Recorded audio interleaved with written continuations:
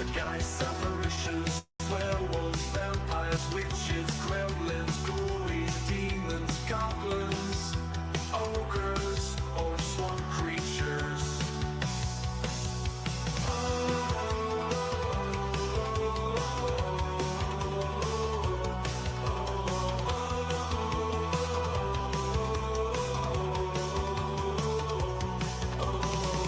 He's a skeptical robot that doesn't believe in ghosts.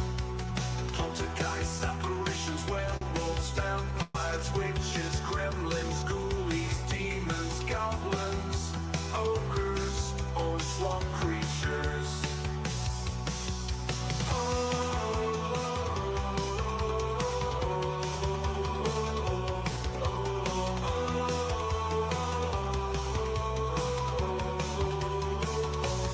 Ogres are skeptical robots that doesn't believe in ghosts. Poltergeists, apparitions, werewolves, vampires, witches, gremlins, ghoulies, demons, goblins, ogres, or swamp creatures. Ogres are swamp creatures.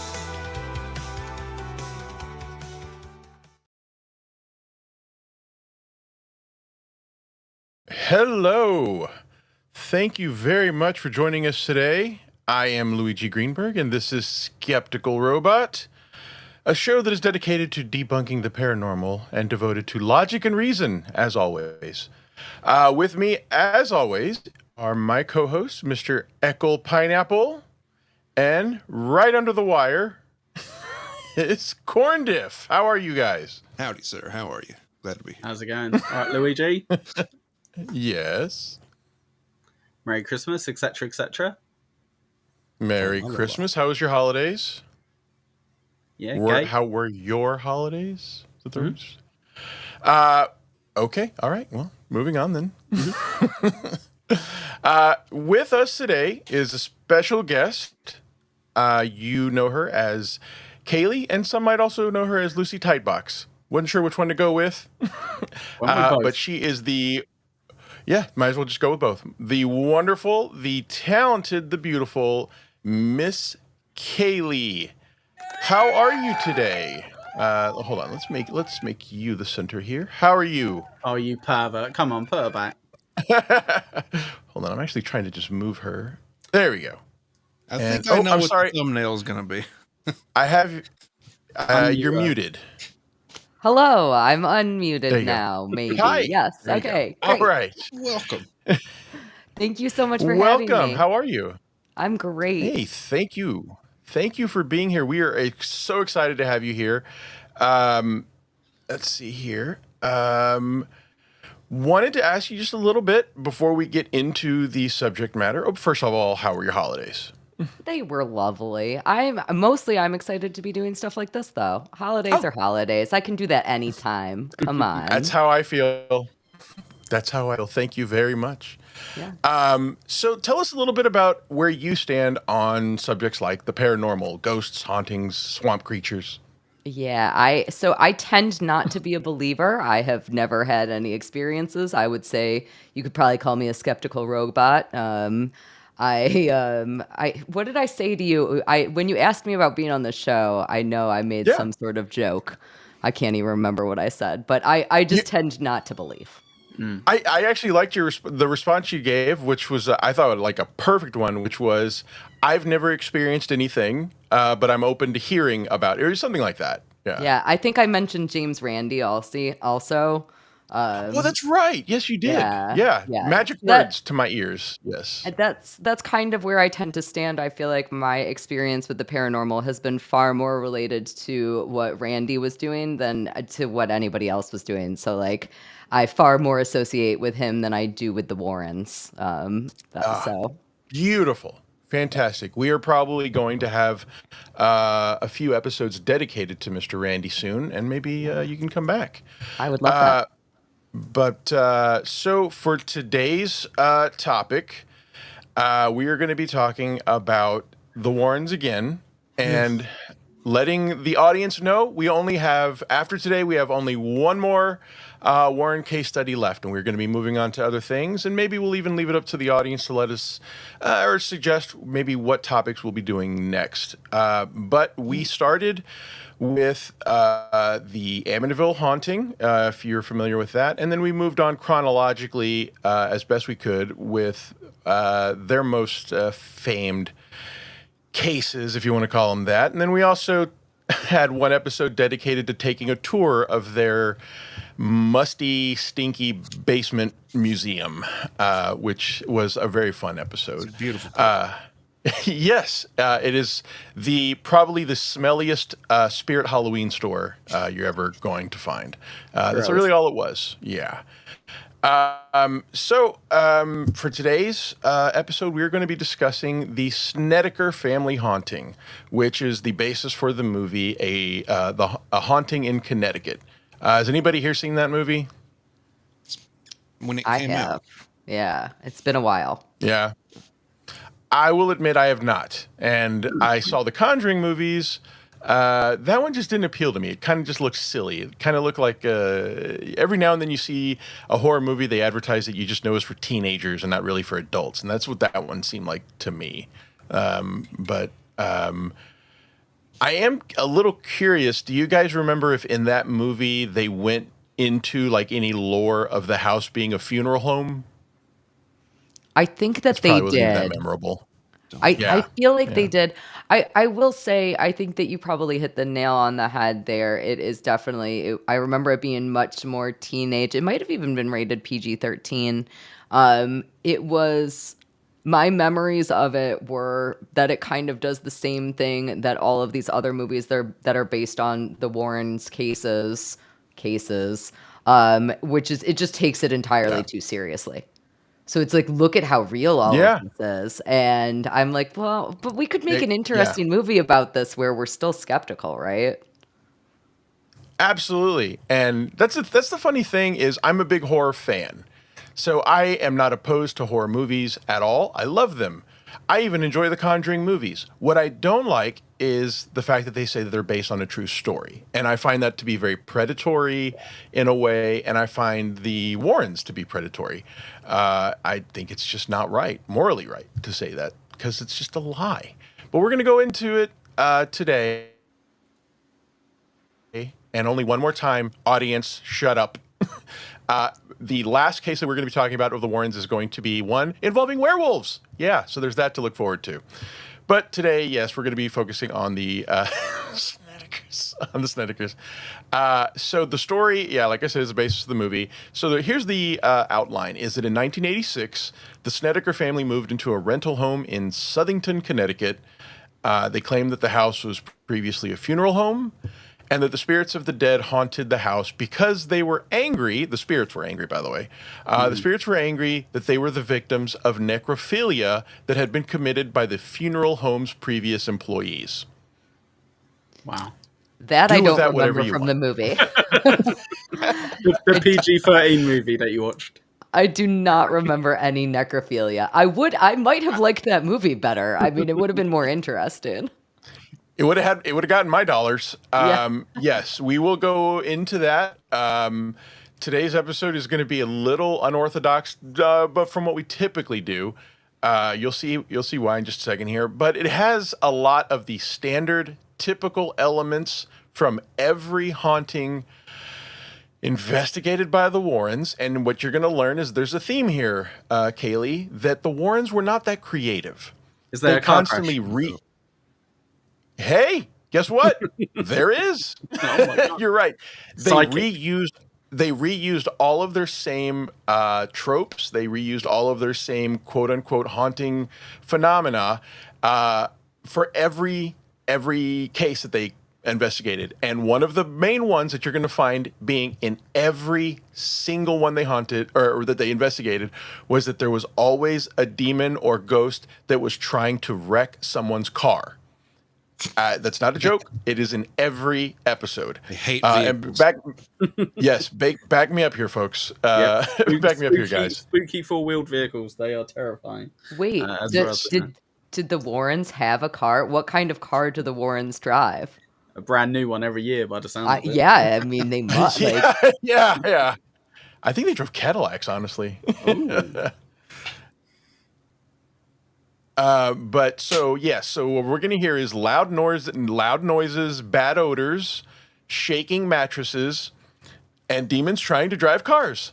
These were the main ones that were always in every Warren case that they investigated. But finally, this one they decide to deviate just a little bit from their typical recipe of haunting.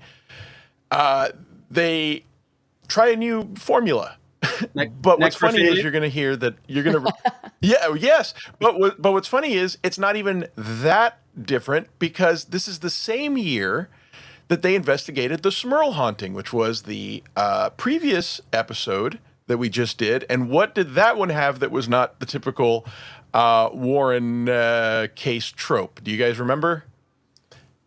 Pineapples. The succubus. They are now dealing with a they're now dealing with a succubus that was sexually assaulting the people of that house.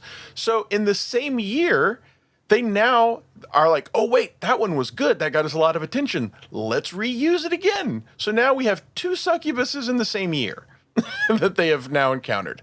At least they refer to that, and then they change their story and they say these were spirits that were, yes, angry from being sexually assaulted while dead. So they introduce this new element to their bullshit haunting stories. Anyway, with this new case, they're just reusing this new recipe, but just with one new grifting ingredient is what we're going to get into. So let's get started.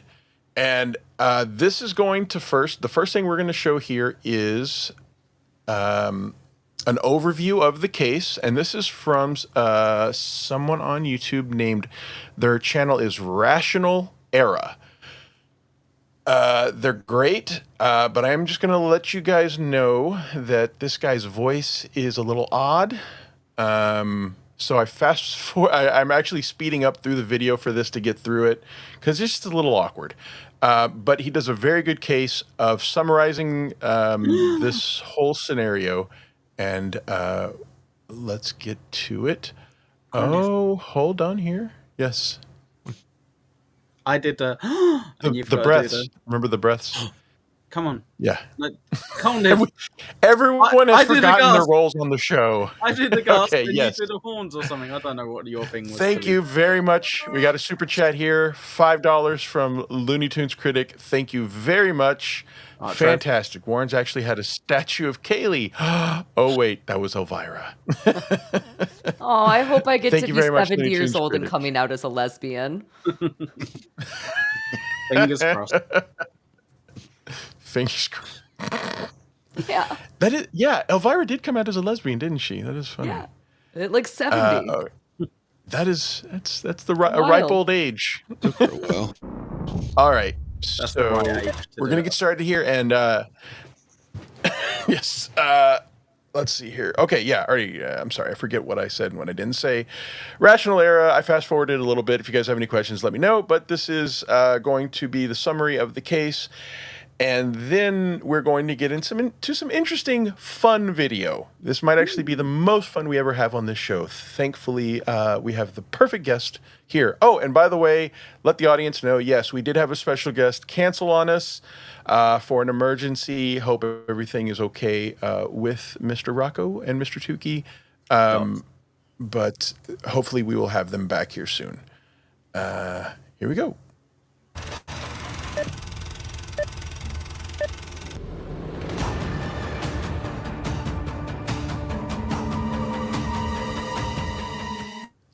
Okay, sorry, I had to interrupt. Hamhead gets priority here. Cayley, Hamhead was my very first subscriber, and he has been incredibly supportive of this show and everything I do, so he gets what he asks for. So, Hamhead celebrates 3 months of memberships. Can I get a 3-fart salute? Hamhead, yes, you can. And the person who couldn't wait for you to ask was Ekul himself. No, it's true. True story. So let's see. Which ones do we want to go with? The really long one 3 times would be great. We were going through the fart sounds before we went on air. So here we go. Fart number 1. Fart number 2. And fart number 3. Thank you, Hamhead. It's been an honor to serve with you. All right. Let's get back to it. Enough of this nonsense. Let's get to this nonsense. The Snedeker Family Haunting in Connecticut. In the 1980s, the Snedeker family, consisting of parents Oh, yeah, I'm sorry. He does say Snedeker a little odd, too. So just try to overlook that if you can. Carmen and Al Snedeker and their children moved into a rental house in Southington, Connecticut, unaware that the house had once been a funeral home. Soon after moving in, the family claimed to experience disturbing paranormal phenomenon. Some of the reported incidents included apparitions and shadowy figures, objects moving on their own, Oh, no. foul odors, Foul and the odors. feeling of being touched by unseen entities. Swamp creatures. Swamp creatures and farts. I mean, logical explanations for everything. So, the usual suspects. At one point, Carmen and Al both claimed to have been sexually assaulted by a paranormal entity. The I oldest like he son, keeps showing Philip, himself was- as well. That's good. Yeah, that's very helpful. I think you can kind of catch on to this guy's type of content, but he does do good stuff. But yes, I don't know that I actually mentioned that earlier about the succubus. We're dealing now with a succubus and an incubus, which Wow. are the gender appropriate sex demons, I guess is what you would call them. Yeah. Yes. So we're all inclusive here Well- with the sex demons. Not really. They only have 2 genders, apparently. So that's kind of offensive. I think we might get cancelled for this, Luigi. What do you call a non-binary sex demon? Davius. I'm gonna need you to come up with a punchline to that joke, to that setup. They thembius. There you go. They Perfect. them be. Yeah. I Easy. like it. Let's do it. All right. Wait, so I have a Underground question. Did treatment. they ever Oh, talk please. about? Did they ever? I feel like I have heard a lot of these stories, but I haven't personally investigated them. Did they ever really like discuss what the sexual assaults are? Like, do we ever Yes, get the they detail? do. They go in great detail of those. In inappropriate detail. Excellent. I can't wait. Yes. So I am actually going to okay. Well, I'll spoil this. Okay, so the next video that we are going to watch, or in a little bit here, is the family making an appearance on a talk show in the 80s and discussing it. And lovely. so they I kept in all of the most disgusting and inappropriate conversations just for that. Because in the last episode with the Smurl haunting, only the man was the one getting sexually assaulted, nobody else. And so our question automatically went to how? And Corndiff was really great about just coming right out with it and asking, what does that mean? I want to know what that means. And so we had to dig deep and make sure that we got that question answered because inquiring minds want to know. So, yes, stay tuned. For Hodgkin's lymphoma at the time, would see a young man with long black hair all the way down to his hips. Philip eventually started having personality changes where he would become irritable and rageful. He would start picking on his younger siblings as a result. At one point, Philip assaulted Tammy, his cousin, which resulted in his involuntary stay at a hospital where he was diagnosed with schizophrenia. Allegedly, So let's just keep that in mind. Try to remember that. This kid had cancer, and his parents were looking for a house that was closer to the hospital where he's being treated. And then he starts acting crazy and weird. And after assaulting a female relative that lived with them, someone called the police, and the police took him to get a mental evaluation, and it turned out he had schizophrenia. So it's going to be kind of a theme here. Yeah. Either that or the ghosts, Snedeker right? families. I'm sorry, what? I said either that or ghosts, right? That's the only What did you say, two Ekul? real- You motherfucker. No, I didn't hear you. Seriously, Open your ears. shut- Either that or ghosts. One more time. Ghosts? You know Are the you whole speaking show? English? Yeah, I invented the language. Me. Relatives, once he was released from the hospital, where the voices and spirits ceased to be seen. You're coming through on two However, channels. the worst was not over for the family because the hauntings continued in the house. After the family became so desperate, they didn't know where else to turn to. They contacted Ed and Lorraine, asking for help in investigating their home. Also, something we really like to point out, Cayley, is that in the Conjuring movies, these two ghouls, frog people, were played by incredibly attractive I know. actors. It's so crazy. And I gotta say, I'm a perfectly straight man, but the guy who plays Ed is so handsome. he's like insanely handsome. Yeah, that's right. I don't mind saying it. Perfectly straight. No homo. Perfectly. The Warrens declared the house itself to be possessed, Think and then asked the fuck Ed priest to over. bless the house, and later exorcise the home. Eventually, the exorcism succeeded, and the demons were delivered from the home. They were delivered from the home after an exorcism. Okay, that's the narrative that we're going to go with. That's the story. But now, as much as I hate doing this, I try to do this every episode, even though I hate it so much. If you don't know this, the Warrens actually had a cable access show in which they talked about their investigations, and it was hosted by their son-in-law. And for every one of these, I like to get their direct summary of the case. I try my best to sit through this, but I eventually give up and fast forward through it because I hate them so much. Or maybe I'll just play fart sounds. We'll see what happens. Let's see where the attitude takes me. But yes, this is now going to be the Warrens' description of what happened at the Snedeker home on their cable access TV show, where they were always the special guest. Good evening, ladies and gentlemen, and welcome to another edition of Seekers of the Supernatural. I'm your moderator, Tony Sparrow, with hosts Ed and Get him Lorraine centered. Warren. Get him centered. Come And on. also tonight we have a special guest, Mr. John Zaffis. He's also a psychic investigator who has worked with Ed and Lorraine Warren for over 20 years. And tonight's program will be about a haunted home. But unlike any home that you've ever been in, Oh, this one's different. unlike any home that you've ever witnessed Oh, this is or read about, except in one of Ed's and Lorraine's books, for it is a haunted funeral home. One that happened right in our own backyard of Southington, Connecticut in 1988, the home of Carmen and Al Snedeker.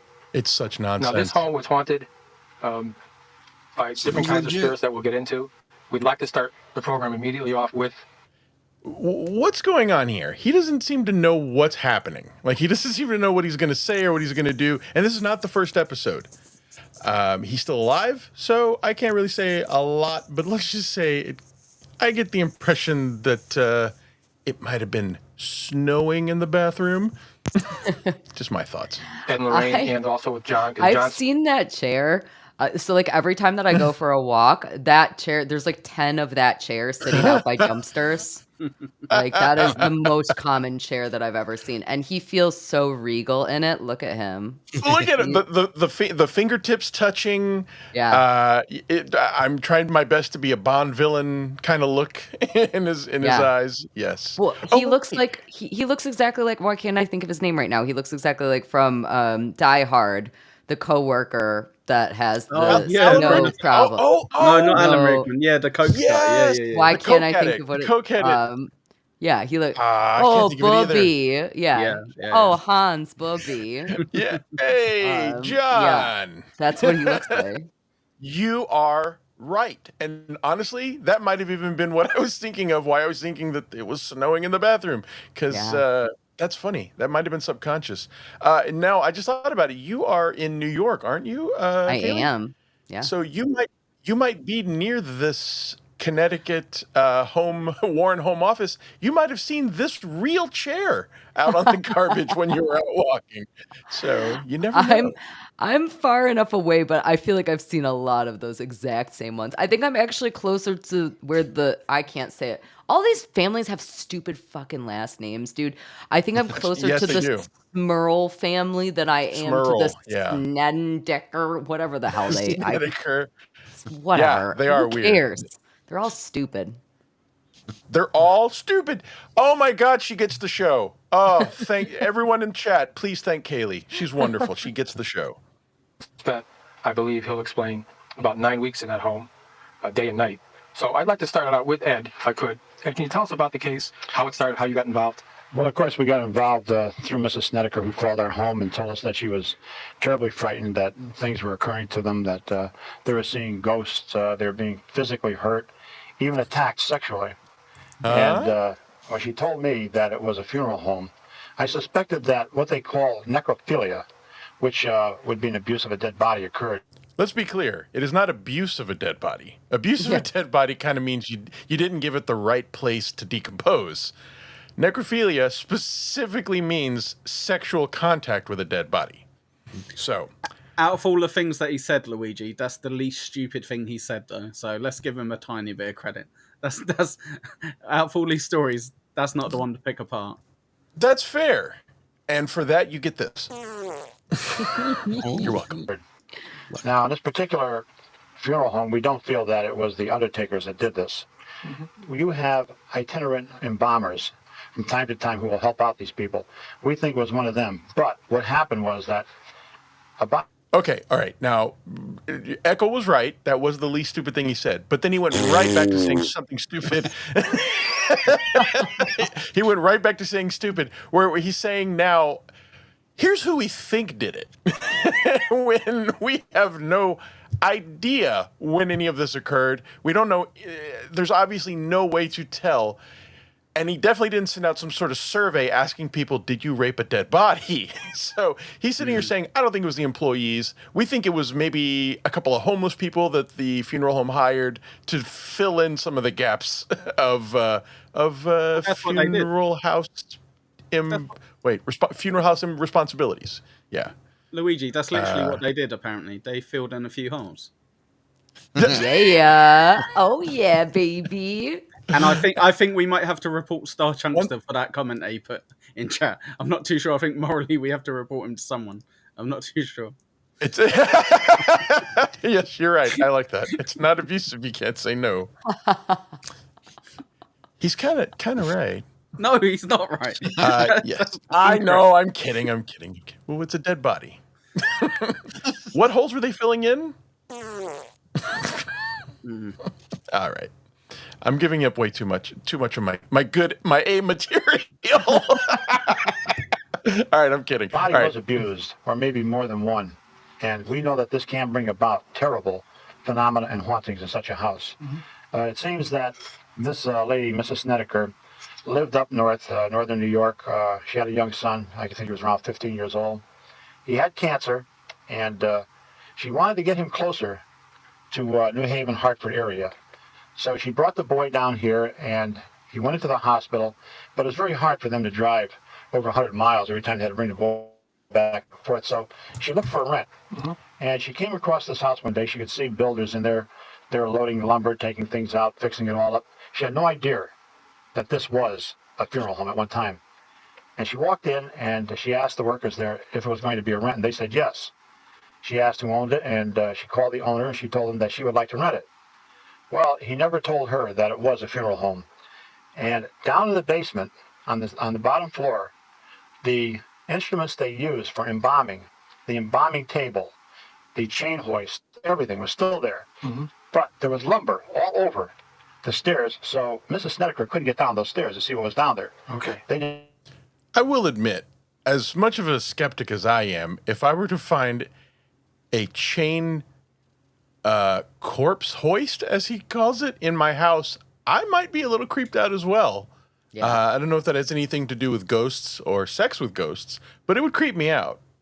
So. Yeah, my first thought would not be ghosts. My first thought would be somebody has murdered people here. Yes, exactly. Yeah, serial killer. Yeah, that's weird. And it could be both. It could be a funeral home and they murdered someone. Yeah. And then had sex with the dead bodies, apparently.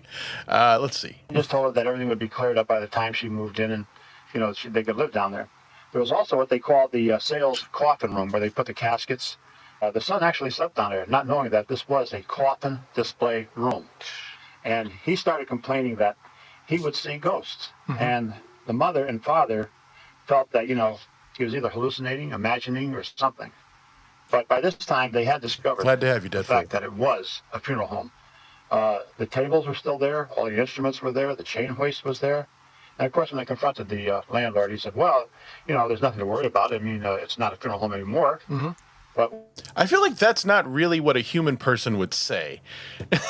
Hey, landlord, I found this corpse hoist in behind. It's somehow hidden. That's what I don't. That's the part I don't get. Is it that it wasn't obvious that they had to find it, Tucked and away. that the landlord then says, "It's not a funeral home anymore." What were you saying, Corndiff? I'm sorry. No, it was just tucked away. Yeah, Really for hidden. sure. Yeah, how? I don't get that. We've actually whatever. got a ghost from this house in the chat. If you want to have a quick look at the most recent comment. I From the Doom. this one. No, not quite. That's not the most recent comment, so that wouldn't help. There's So nothing else about a ghost. JVA. I live in Southington near the house. Yeah, there you go. So you can ask. He's some the questions. ghost. Yes, exactly. Oh, There you go. fuck. Oh, okay. You were, Or putting up, you were putting up Deadfall and I hope you get some super chats from him. You might as well put up something relevant to the show as well. or maybe he was the Or- funeral home owner. Homo owner, maybe. Yeah, that's possible too. Ah, he technically was because he owned the building. He might have owned it beforehand. Interesting. Interesting. All right. Or maybe he was the serial killer that needed the corpse hoist, and he was hiding it. Ah, that's interesting. There's a lot of things I didn't think about. I just tend to just always think that they're lying and that they're just full of shit. what these Let's hear people more. went through was horrendous. There would be physical attacks to the extent that I was sitting there one night, and I felt as though I was being jabbed by a long needle, almost like these wool needles, what do you call them? A knitting needle? Like a knitting needle. And the pain was terrible. And actual rapes took place of both women that were there. One was a young niece. A niece that Carmen had her niece, Tony, living with her. Now, when you say that there was more than one type of spirit in this house, you were right. It all started out looking like there could have been human spirits. They would see human spirits. Even our researchers witnessed human spirits. But there was something altogether different. Besides that human element, there was something inhuman or very, very negative. Now, you guys said their women were attacked. What you're saying, physically raped? How did that happen? How did that work? Well, actually, He's asking the question that we all want to know. How does that Yeah, we work? do. But then I think he felt like that was like an inappropriate question to ask. Where he's like, I mean, how did it happen? Whatever. You know. in this case, both the niece and Carmen and her husband, Al, all were raped in this house. Okay. So now, just giving all of that as a little bit of a prelude to now, probably the most ridiculous piece of video where we've ever shown on this show, and we've shown a lot of ridiculous video. The family goes on a very famous talk show, the Sally Jesse Raphael Show, and they talk about the haunting. This is the 80s. When Carmen and Alan Snedeker moved in into their all its suburban home in Connecticut, they thought it was perfect. Little did they know what evil lurked inside the woodwork. They say their new house, which was once a funeral parlor, was haunted by ghosts. One of the children slept downstairs in the basement, which used to be the morgue. There, a gruesome blood-stained wall remained, along with a chain-powered body lift, once used to bring corpses from the basement to the first floor. Night after night, the family says they heard strange voices, loud music, and haunting footsteps in the house, yet no one was there. Then the most chilling thing happened to Carmen while she slept. Thank you, Hamhead. Hamhead gifted 5 Luigi Greenberg memberships. Thank you very, very much, man. Always generous as usual. I hope you had a great holiday. Thank you so much. And look who got some of those memberships. Screw him. We don't want him. Let's see. Dupa. Just kidding. I love busting Rochi's balls. Rochi gifted a membership by Hamhead. Thank you for hanging out here. I think I saw you earlier in the chat. Dupa was gifted a membership. Great to have you as well, Dupa.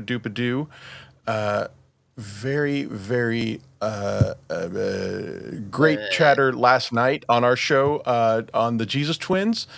Let's see here. Hopefully we'll see you tonight. We're going to be doing that again tonight. Leo Gunn was gifted a membership. Steve A was gifted a membership. I'm not going Uncle to Harvey, show. why not? Why not? The Show next through it. one- That's absolutely fine. There's nothing wrong with Uncle Harvey. But Who's that? He's a German fella Uncle from Javi was 1940s. gifted possibly a World War II historian of some sort. Mhm. But Guys, thank it's you for hanging Hanukkah. out. I can't believe you're not sharing it. Oh yeah, that's a great point. Thank you, Uncle Javi, for checking out a show with the last name Greenberg. We do appreciate Very it. progressive of you. Yes, thank you very much. Okay. Next to her husband. She says she was raped and sodomized by a grotesque demon who jumped on her in bed. Oh yeah.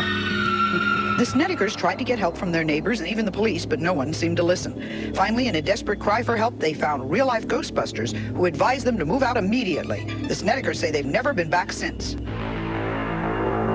Okay, so we did hear that someone was R-worded, and am I allowed to say the other word? S-worded? Yeah, sure. It's religious. It's fine. You can say sodomite. Is that one allowed Yeah. by YouTube's terms of service? Yes. But yes, they go into detail in front of this live studio audience, and I just want you guys to be prepared.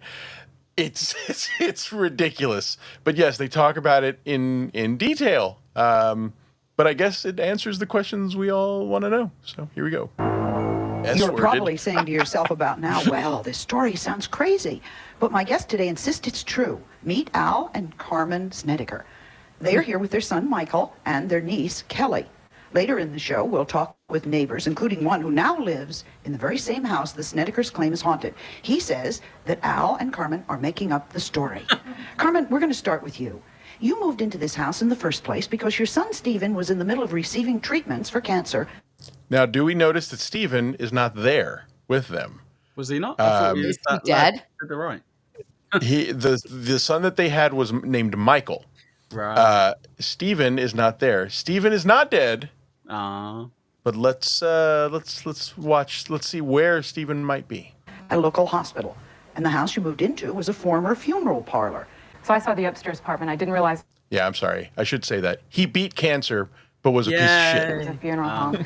As you go through the hallway to your left was what used to be the chapel, was our dining room. And in the back of it was the kitchen. There was a back door. As you walked out the back door, there were French doors. If you go in those French doors, it Al led and Carmen down say they into were the sexually basement molested or by a into our ghost. bedroom. When you went into the basement, there was the morgue. And Can you just imagine now in the age of the internet, someone saying that on a talk show? That definitely had to come back to haunt them, whatever job they have today. I think about I that. just don't get how so many people in one family can be so on board with being absolutely like bonkers with stuff like, oh yeah, I think I've been raped by a ghost. Yeah, me too. What? You as well? Yeah, sure. I'm equally as crazy as you are. Okay. You're absolutely right. And a little bit later, someone actually proposes a theory as to what might have been going on in the brains of these people. I'm going to say it takes a little bit of a leap of logic, but I don't think it's impossible. But you're right. It's a little bit of a mass psychosis, mass hysteria. It is impossible that they both got R-worded by ghosts. Just throw it out there. Oh, well, that part. Don't forget about the S wording. The S word too. We can say sodomized. It's in the Bible. It's I don't want to fine. take the chance. I'm still new. Yeah, but S word is way funnier. Yeah. It is funnier, right? S word. It's like when you say underpants instead of underwear. It's just funnier. There's no explanation why. But yes, there's a little bit of a suggestion as to what might have been going on with them. But the truth of the matter is, they're all just fucking crazy to some extent. But let's see what happens. Let's hear their side of the story. and where they prepared the bodies. The hoist went up into our bedroom above us. There was a blood tank to the right of the Ayo. staircase. Carmen, although your children told you they heard strange sounds and noises and they saw ghosts, you didn't believe them at first? No, I didn't believe them. I didn't believe in ghosts. I thought that they were things of imagination. I'd always been taught that. My oldest boy, Stephen, came to me the day we moved into the house, and he said, we have to leave here immediately. I said, leave me alone. Mommy's having her happy juice. The house is evil. It's really evil. Something bad's going to happen if we stay. I told him that houses could not be evil. because I didn't believe they could. What changed your mind? My mind was changed over a year later when Kelly and Trish moved in with us. One night after a date, Kelly came into the house. Kelly's your niece? Yes, Kelly is right beside me. She came in from a date, and she tried to go into her bed, and something started happening to her, and she came to our bedroom where I was sleeping, and she said, Aunt Carmen, come quick, it's coming again, it's happening again. Now, Kelly, you're the niece. You came to live with your aunt. Yeah. And you say you were molested by an entity. Tell me about that. Well, it all started when I can't. She came home from a date. Yeah. It's okay. Kelly came in from a date, and she went into her bedroom, and she tried to lay in bed, and she felt something come up underneath the covers towards her, and it was pulling at her undergarments and touching her in her private areas. She reached over for her rosary, and the cross came off. That's when she got up and ran into the room with me. Okay, so this is so gross. stupid. It's disgusting, and it's dark, but it's also so stupid. Yes, exactly. But also listen to a little bit of the context they're giving. This is her niece, not her daughter. The niece here is now, I'm going to say, refusing to participate in this. Like, she just had kind of a little bit of breakdown. She says, I don't want to do this. Now, I think most people are going to interpret that as saying this might have been a traumatic moment for her, whatever you want to say, whatever she believed happened to her was terrible. But then the story is going to start to unravel a little bit, and we might actually the audience might have misinterpreted some of these cues that she's giving. So Can keep I guess that in what mind. actually happened, Luigi? Without being too serious. Go on for it. it. If Go you can for it. understand my accent, obviously. Please so- use R word and S word for any sort of bad terminology. So I Go imagine on. this young girl unfortunately got sexually abused in some way, maybe by her uncle, maybe by like a cousin or what have you. Very confused with it. Maybe she was under like drugs or drink, or maybe they were, or something, or maybe just traumatized with it. And then that mother is in such denial that she's like, yeah, no, it happened to me as well. I think it's haunted. And then the dad, if he's at fault, he's like, yeah, sure, it happened to me as well. That's most likely a lot more likely a story than these pesky R-word ghosts. I believe that I'm going to take responsibility here for giving you such good instincts. Being with me has trained your mind to think like a very smart person. No, you're Nope. absolutely right. You are correct. That is what happened. Unfortunately, it gets even a little more dark in that the person that might have actually, I think it's probably proven the person that was most likely sexually abusing her was the kid with cancer. Yes. And okay. I said that's where it cousin, gets so that very, that gets very weird. And that is her why cousin. he's not there. Mm-hmm. Yes. Her cousin. And that is why he's not. That's why he's not there on the panel. He Is beat he in cancer, jail? but he was At that time, but was he he was in jail? Do you know? piece of shit. Yes, he was. He was in jail. So Jesus Christ. there you go. And what's funny is that they just, to your point, Ekul, and I'm being very serious here, is that never gets brought up in their discussion of this story. Weird, that. And so it's like, are they in denial or are they embarrassed? But at the same time, yes, everyone was obviously very affected by this. And so it's crazy. It's weird. And it caused these people to admit something that was absurd and ridiculous as opposed to accepting the truth. It know, is a bit. So Sorry. yeah, there's all that. And so it's dark and weird, but I'm trying to keep it funny. I will say and maybe this is a little bit controversial. This is a Please. better solution. I think that a lot of the time when women go through experiences like this with SA, or even not with SA, and they had consensual sex and then make accusations, a lot of the time guys who are relatively innocent end up getting blamed for that. And at least this time we're blaming a ghost. So, I think I would prefer to have ghosts get blamed This than ghost did nothing wrong, and it's getting cancelled, and it's getting slated. You have the cheek to say that it's fine to blame ghosts for SA. That is Ekul, that's the horrible. ghost was also a victim. The ghost. What are you going to say next? The ghost was dressing provocatively. It asked for it. what if the ghost got essayed by the cancer kid? We don't even know, you That's guys. a great point, actually. Yeah, sorry. That is actually a great point, or at least that becomes part of the story, because it is weird that the kid, that all originates with the kid with cancer, who had cancer, saying that he saw this, but then it somehow jumps over to every other person. But I don't believe there's any part of the story where the kid who originally saw the ghost ever got S-a'd or S-worded. It somehow just skipped over him and just moved on to everybody else, even the other men in the house. It's weird. But let's get back to this, because there's got to be a point here where you guys will laugh. A few other things happened to her. I'll let her tell you about them if she can.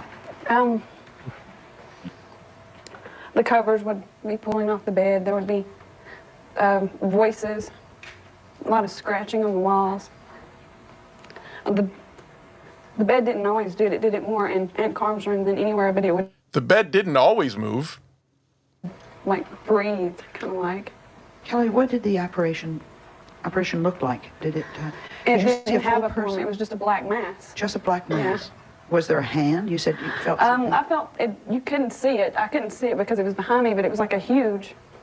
It was just freezing cold. It was like a hand on my back, and it would just like when I was laying on this side, and this bra strap would always be pulled down, and I always slept in my underclothing, my bra and stuff on out the bed. That's just, and it would be being tugged down.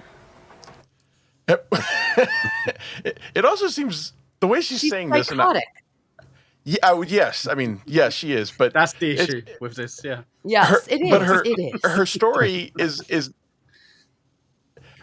her story is weird, because it's going from very, very serious to now playful.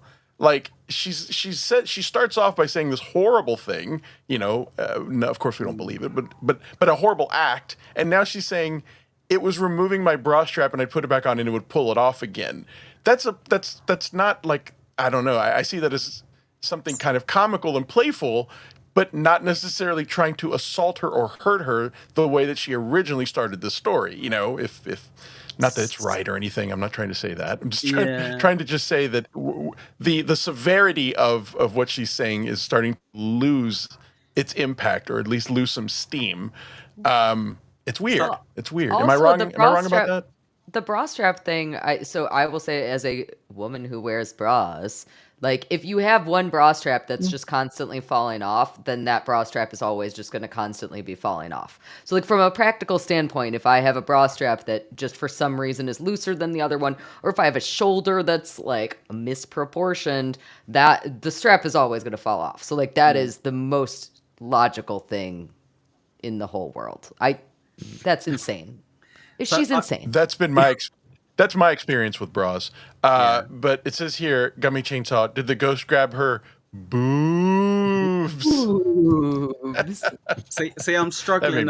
I'm struggling a little bit with this, because we've already kind of set to it believe up. It? You're struggling with no. We've already set it up by saying know, this girl has been sexually assaulted by her cousin. So this is what she's saying, obviously, but she can't say the actual truth. So I know there's bits of it where she's obviously saying bits of the script that she's been told by her auntie and what have you. But at the core of it, she's obviously just hiding what's already happened to her. So yeah, it's a bit of a tough one, this clip, because you're like, oh, we get to laugh at something in a bit, and I'm like, she's like a traumatized girl, I'm sorry, not her. I'm not trying to say live at her. There's something else that comes up. I'm trying to get past this, but I just want I felt obligated, and I felt like it might have been just wrong of me to cut this part out. Mm-hmm. But yes, we're going to get to some funny stuff here, but you just got to get past this. Before we get to the funny stuff, because I don't think that I've ever shared this with anybody on the internet before, and Oh, no. Gummy Chainsaw's comment, did the ghost grab her boobs, reminded me. I actually have a ghost with a booner tattoo, and I'm very proud of it. So I just wanted to share that with you all. Is it in any way something that you could show us? I'd love No. to make some. Okay. All right. Fair Not even enough. a little bit. It is not my only Got it. penis tattoo, though. I will share that. None Mine of them either, are yeah. things that I can show you right now.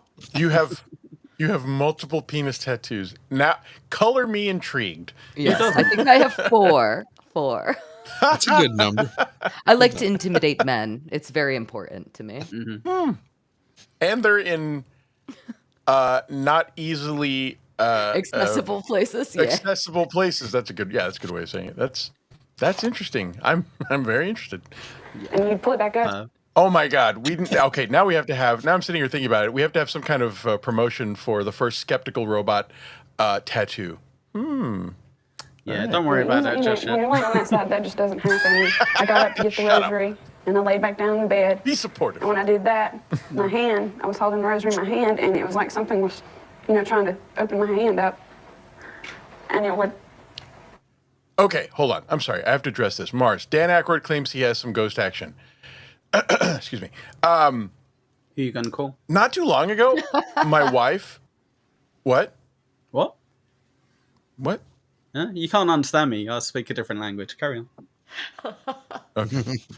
Dan Aykroyd claims he had some ghost action. Does anyone... I think we might have talked about this before, but recently my wife wanted to play Ghostbusters for my 12-year-old niece, and I said to her, I don't know if she's ready for that. There's a blowjob scene in Ghostbusters. And my wife was like, what? Does everyone else remember that there was a scene where a ghost gives Dan Aykroyd a blowjob in the original Ghostbusters? Because I've told people this, and they're like, I don't remember that. Yes, it's part of the montage when they're like, gaining popularity. And it was funny because I had just watched Ghostbusters not too long ago, and it was fresh on my mind. But that's a really weird thing that you just can't get away with these days in a PG movie anymore. Luigi, Yes. question. How old does your niece have to be before she can see Dan Aykroyd getting a blowjob? 37. 37, got you. It would start pulling on my covers, pulling to the floor. And then after that happened, I got up and ran into Aunt Carmen's room. And she got up to come in with me. She brought her Bible. This had happened before, something similar. And she didn't believe me. She just bring the Bible in. And she would sit down and she would start telling me the Hail Mary out the rosaries and reading the Bible and trying to calm me and talk to me and tell me I was just having nightmares or something. I truly didn't believe her. I thought that the elder boy had gotten her all excited about the stories of the funeral home and the ghost he had seen. When I went into her bedroom, I sat with her and I was opening it and reading from the Bible, and she wrapped around me. She was so excited. Can you feel it coming? Can you feel it coming, Aunt Carmen? It's coming. And I pushed her back. And the third time she did that and I pushed her back, I saw an arm, the knuckles, the joints, and the wrist go up under her long night shirt, up over her breast, and back through the wall. At that point, I realized something was going on. I grabbed her, ran into what used to be the chapel to use the phone, and there's where I called. All right, Al, you say strange things were happening to you and Carmen at night when you were in bed. In order to fully understand, we want you to show us what happened. We have a bed here today that is about the size of the bed which was in the house. This is now where it gets recreate what bed is. Now you're about ready to tuck in for the night when She all of a wants sudden you them hear to music like this. recreate the scene. What happened next? Well, Sally, the music would I'm wake not me up. playing that music. Sally, That's Sound their Sally. asleep. I would hear the music playing, and I would say to myself, what is that? And I would lie there That's for their 5 or music. 10 minutes and listen to it. Along with the music, I could Says he hear was sodomized by 3 or 4 ghosts. voices. They were I can laugh at older that, men that's fine. chatting back and forth, back and forth. What did you initially think the music was? It sounded like Radio or- 30s music from an old Victrola player. He thought someone was in the house when Yeah, her question is, what did you think the music was? And he's trying to tell you, it's sort of the genre of maybe 30s. She's like, no, who's playing the music and why was there music, dumbass?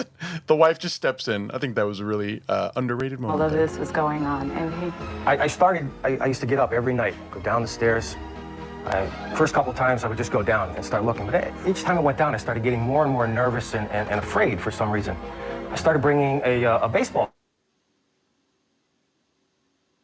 bat with me. I started going through the boys' room, through the coffin room area where the chain body Now, lift was. no one is playing the radio, and the boys are asleep, and they're Someone broke into their house. asleep. What he believes is that someone broke into his house and started playing music, and he's going to go down there and attack them for playing 30s jazz music. Luigi, I love the fact that she goes, so no one was playing the radio, as if he's going to go, oh, no, shit, that was it. It's the radio. I was listening to the radio. Exactly. Oh, I left the TV on, and I felt stupid later.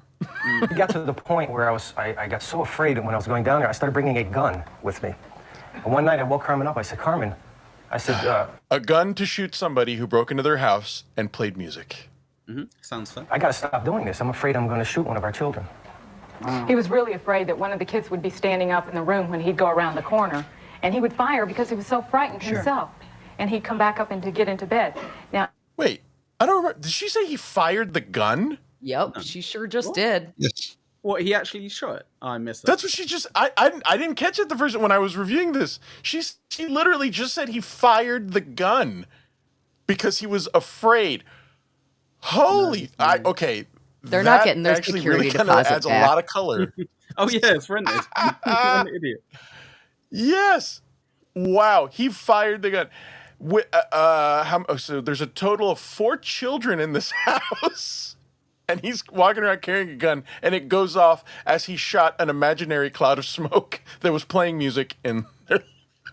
I'm sorry. That's just very funny. when we used to get into bed, it only happened to us not at the same. Yeah, we were never awake at the same time. But the bed would begin to vibrate, and it would be a gentle vibration at first, and it got worse and worse. Her making the There were motion. things that happened, as Kelly said, had a pulse. Give me more, and a baby. heartbeat. Like a heartbeat. Yeah.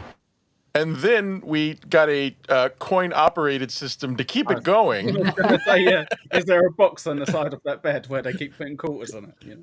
Her shaking it. She's like, it began to shake. You know what shaking is, like this. She had one hand under the cover during that too. She was. Oh, having that's fun. true. She did. That is I'm funny. just saying. I'm saying she was playing with her bean a little bit, just a tiny bit. This is all part of their sexual ritual. Yeah, this is. You know what? Actually, maybe they're just exhibitionists, and the whole thing was that they wanted to reenact this On TV, yeah, exactly. Yeah.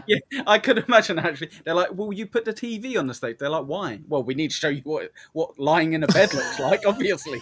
Don't you want us to show you how we were S-worded? We can show you everything. We'll bring tools. We'll show you how it's done. So then I put my strap-on on, and then he leaned over this way. Show me on the bed. This is odd. Yeah, I mean, it is so odd. God, I would love to know whose suggestion was this. A producer who said, "Hey, how about we bring a bed on stage?" Or if it was them saying, "Hey, we'll bring our bed on stage and we'll show you what happened." I prefer Cayley's idea that it was their idea, and they insisted. I honestly, I'm going to just default to thinking it was their idea. When you were in your bed, it would come and lift the covers and tug at them. But there was a pull pulse and a heartbeat in the bed. in the Let's see bed, those and, hands, and you Al. could feel it. Someone else could go up and touch Keep it. those and feel hands it. above the People covers. that had not lived in the house. And we had this thing that would walk around the bed. It had really small feet, like a cat. We didn't have a cat. It would walk around the bed, and if it sat down, it would be as an adult male sitting. The impression. It had cat-like paws, but a human man's ass. I like. She's like, it was like a cat, and then she looked at the camera. It wasn't a cat. It's like, was it? It wasn't a cat. But then it sat down, but it sat down like a man. I'm not sure what that means, but okay. We Big saw some old balls in the impression. Okay, all right. It sat down like a man. Gotcha. And then it farted. I know you were expecting a fart sound. I'm going to keep you on your toes, Ekul. The feet were light, but the weight of what The happened feet to the were bed. about the size of this. A cat's feet. Now, you said something else happened to you that is very difficult Those to are talk the about even balls, today. Jesus. Can you share it with us? It was walking Yes, on its balls. One night, we were lying in bed. Carmen had already fallen asleep. The dramatic close-up. I felt this strange sensation coming over my body. It started at my feet and started climbing up through my body. Before I had a chance to reach over to Carmen to tell her I grabbed my something was penis. wrong, I was froze. I couldn't move. And then I felt this stinging penetration in my anal area. And I was trying to scream, cry out to Carmen. And there you have it, folks. There you have it, folks. He was frozen and penetrated. I know it's not very politically correct, but keep it to yourself, this stuff. You know what I mean? Jesus Christ, there's no benefit to you. Like, I want that face frozen. I want that face frozen. A stinging penetration in his anal region that's the words that he just said. Mm-hmm. That's the dumbest thing that I've ever heard in my entire life. Oh, buddy. Hold on. What should he have said? Okay. A stinging penetration or a sting. I don't know. Stinging. I'm kidding. It was a ghost. It might have been like a sloppy ectoplasmic boner. Was it a spicy ghost? Like, is it like it's made of hot sauce? That doesn't make any sense at all. That's so absurd. If I'm wrong about the afterlife and I could come back as a ghost, I would be a ghost made of hot sauce. I absolutely would. I wouldn't go around raping people. That's not my style. But I thought that was where Luigi was going with that one. He's like, I'll come back and I'll find this guy and I'll do it again. I'll show you a real ghost, baby.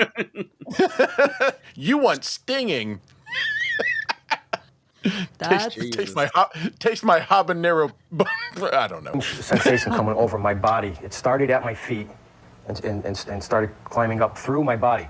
Yeah. Before I had a chance to reach over to Carmen to tell her something was wrong, I was froze. I couldn't move. I was froze. And then I felt this stinging penetration. I don't know why I suddenly thought of. Does anyone remember Froze Toes? Those the ice cream Froze Toes with the gumball in it. Anybody? Oh, they were on like the Mr. Softy trucks. Yeah. Froze Toes. Yeah. When he says I was froze, it's just such terrible grammar. It made me just think of Froze Toes. In my anal area. And what did he say? I realize that this isn't easy for him to talk about, but doesn't it kind of occur to the adult brain that you just use the word anus instead of saying my anal area? Like, doesn't that just kind of muck things up and confuse things a little bit? He might have been told anal what area. he can and can't say. To be fair, when that's true. This was because he probably came up and he's like, "Well, like it put something up my ass hole," and they're like, "Whoa, no, don't say that, don't say that." In college, we called it getting hot rodded, but yes. I was trying to scream, cry out to Carmen to help me somehow, and I couldn't move. Finish me off, quick! I was going to say, there's something in my ass. Wake up! It's happening. It's finally happening. Wake up! I got something stuck in my ass. Wait a minute, it's out. Wait, it's back in again. After a while, I don't know how long. But a long while. An hour later, I was like, "Stop it!" After I finished, I said, "Wake up!" It had gone away. There was no more sensation. I woke Carmen up and I said, "Carmen, I think I was just sodomized by semen." Okay. Logical. Let's just think about this from a practical standpoint. For the one female here, Cayley. Yes. If a man woke you up while you were in a dead sleep and said, "Hey, Cayley, I think I was just sodomized by a ghost," what would your reaction be? I would I can't even answer that in a funny way because it's so fucking absurd. I would be like, What? "You are stupid." I would be like, "You're fucking stupid. Go back to bed. Leave me the fuck alone." Like, I would I think have that's the right no answer. tolerance. I would have zero tolerance for that. I would be so Get out. annoyed. Yeah, get out. Get out. I don't believe you, Cayley. I don't believe you. I reckon you would say, "Get off those sheets right now." Yeah. Get off those sheets. Yep. Do not get any of just over these sheets. No, I would have said that was just me, baby. You're fine. You're fine. Back to Everything- Now, shut the fuck up and go back to sleep. Or you're getting the whole Do knuckle. not wake me up for this nonsense. Dude, that's fucking crazy. And like again, Yes, this is I always wonder also, maybe you guys know the answer to this, but what is the story of the Warrens getting together? So like did the two of them start dating? True. Yeah. I always wonder about, and I know that a lot of this is the kind of mob mentality. Like, do you have people like who is it? Rose and Fred West? Yeah, Rose and Fred West. Yeah. How do you become a couple? Thank you for knowing that. I know everything about them. They're my He's hero. British. Yeah. Well, They're my- they're an interesting, but like when you find somebody who, it's kind of beautiful, right? Because there's somebody for everybody in the world. It's also horrific. I can a tell lid you for how every they met pot. each other. If you, Well, if you I don't know mind about being I know derailed, about how Rose. they- I know about Rose and Fred, but I don't right. actually know how Lorraine and Ed met. So like, Well, how, I do know a little bit. And honestly, I wanted to go into this a little bit on this episode, but I thought we were going to be really pressed for time. But in our final episode of talking about the Warrens, we're actually going to talk about their relationship because it was a little complicated and maybe even illegal. Ed was into some, Ed was into some weird illegal shit. Yeah. And it turned out Lorraine was actually completely supportive of it. And it's odd. I've already said it on the air. Now that I think about it, I've already said it.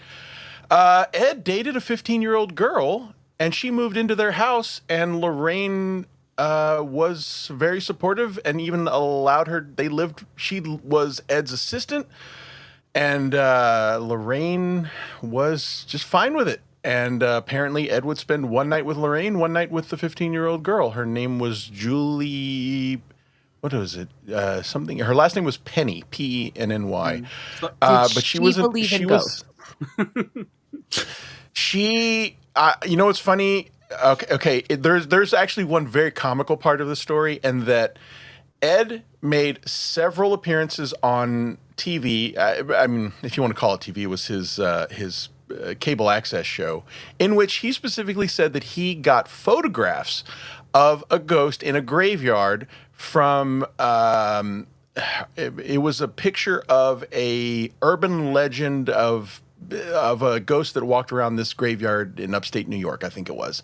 I think they called her the Lady in White. I think that's what the story was. That's actually, but anyway, that's in my backyard.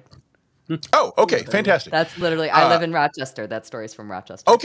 Okay, so it's an urban legend, and people apparently have tried to get photographs of this woman for a long time. He said he had photographs, so of course, what's the first logical thing people say? Great, show us the pictures. He would say, I don't want to, and would never give them up.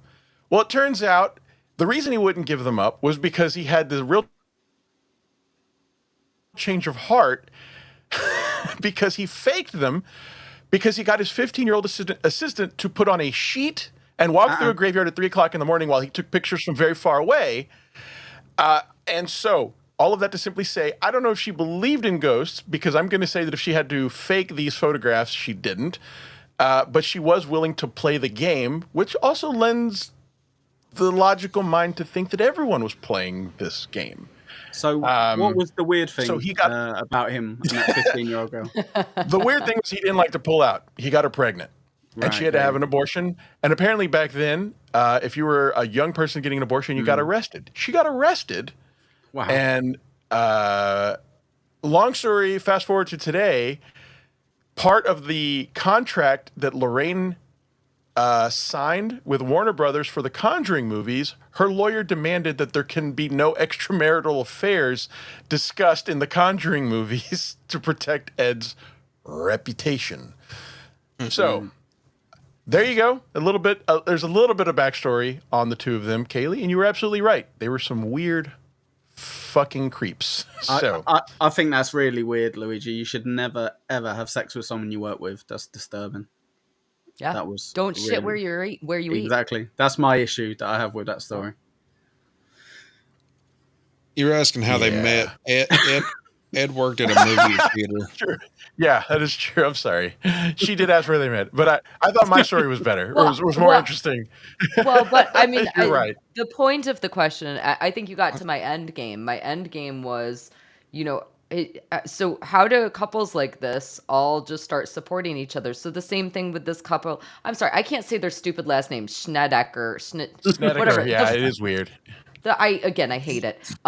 But how does this guy, like, he wakes up and he's like, yo, baby, a ghost just S-worded me. And she's like, I know, it already S-worded our niece. No way. That's so and, mad. like, it's the same mental state that I assumed that Lorraine and Ed had to be in when they both started agreeing we're going to make this shit up. It's the same mental state that Rose and Fred had to be in when they started murking people. It's just all of this, like, you get so like connected to your human that you become an insane person. And that's the interesting part. Crazy will find crazy. Yes. I think it sums it up. Yeah. That's all you can really say. And oddly enough, I've seen it happen. Crazy, they're attracted to other crazy people and somehow they find each other in the time before the internet. And then the internet just made it easier. But all right, let's see if we got any other fun butt stuff here. This happened to me as well, Sally. It was a tedious kind of pain that happened. It was horrible pain. It was so penetrating and so much That's what it does. pain. There was no pleasure in this. And when it would take Not this time. me... There was no sexually pleasure in it assaulting like me- all the other times I got fucked in the butt. That's literally what she just said. Usually I'm Clip really that, into the clip butt stuff. No, that's she exactly what it literally is. just It's so said- weird. She's like, I usually really enjoy the butt stuff. But this time the ghost was not gentle and I did not like it. Sally, my husband just mentioned butt stuff, and I know what you're thinking. He must have loved it, but not this time. No, it wasn't. It wasn't loving. It wasn't romantic butt stuff like like we're used to. It wasn't tender sodomy. Yes, yeah. It fucked his butt. It didn't make love to his butt.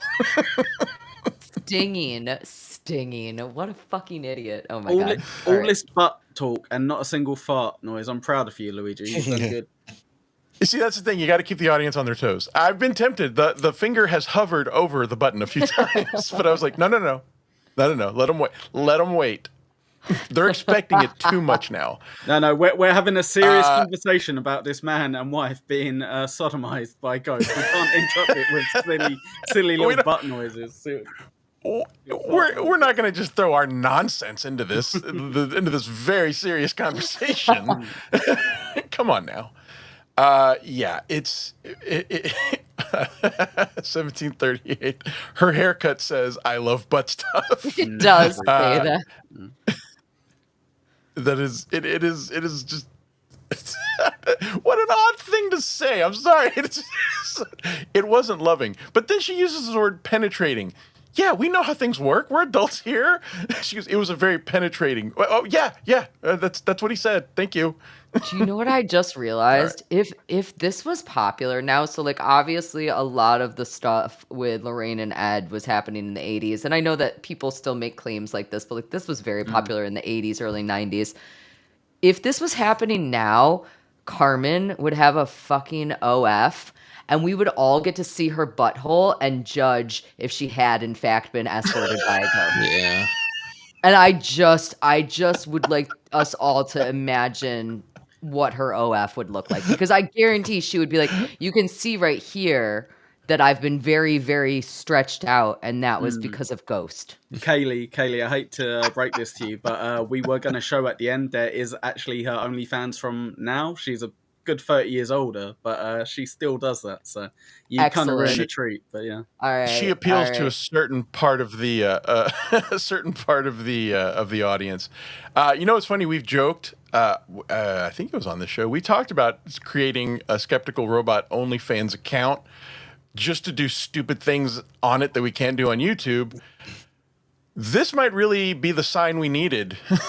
We need to recreate to not do we should recreate on OnlyFans the sexual assault of Carmen and Snedeker. Recreate? Wait, what?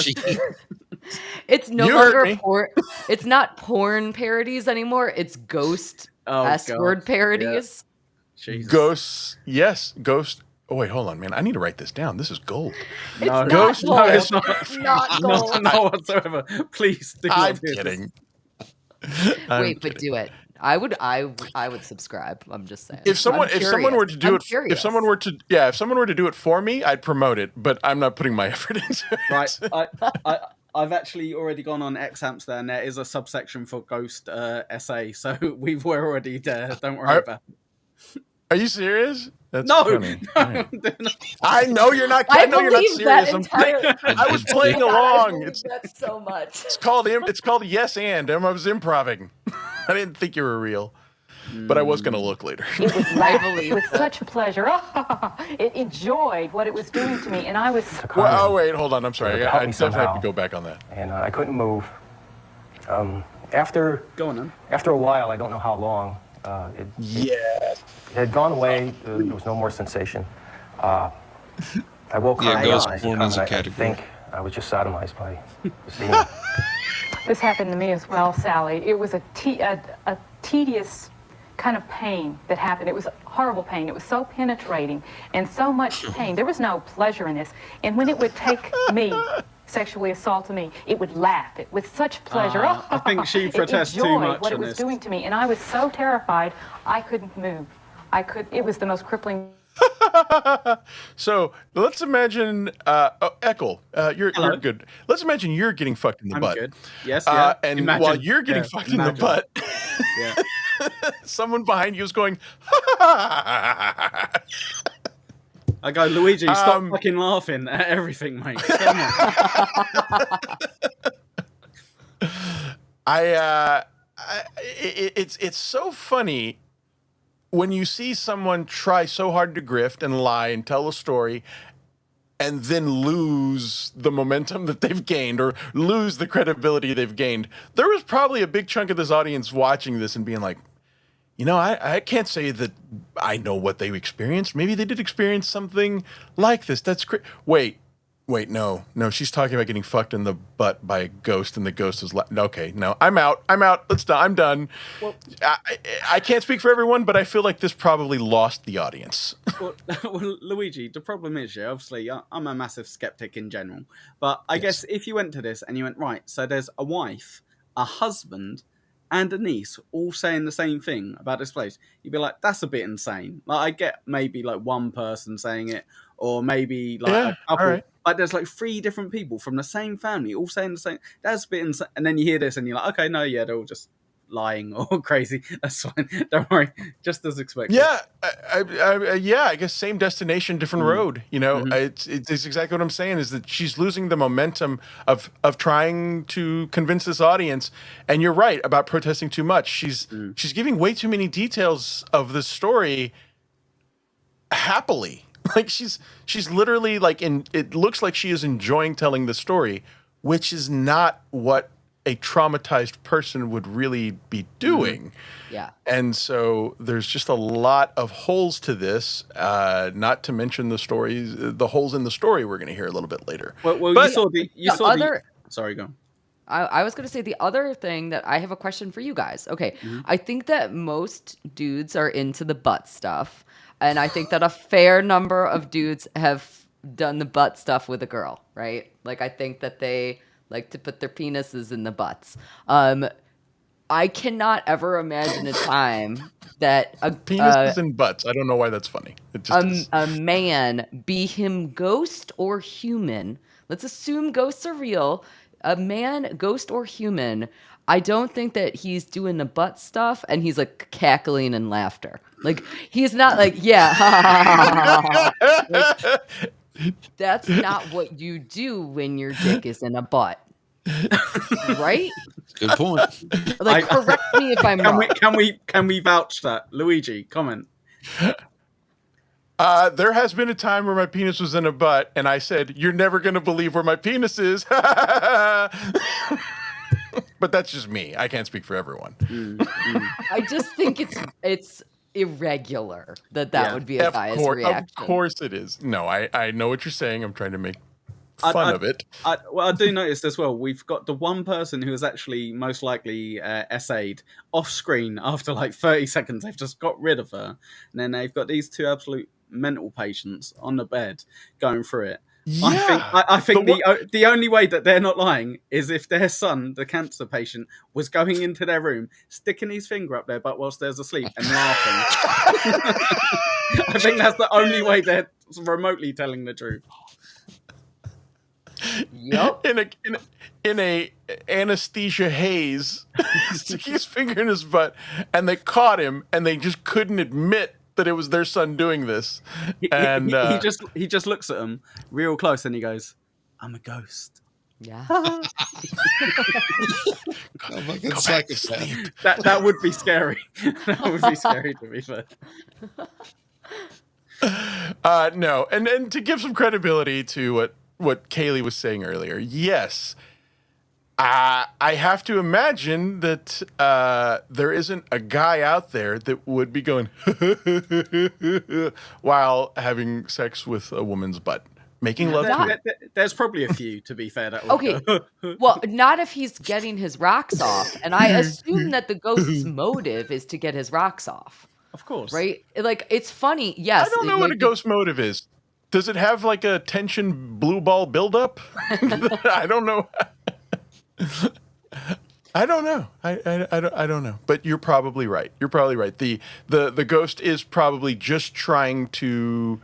You know what? We have said this before. I don't know what a ghost job is. It always seems to always have a different motive or a different directive.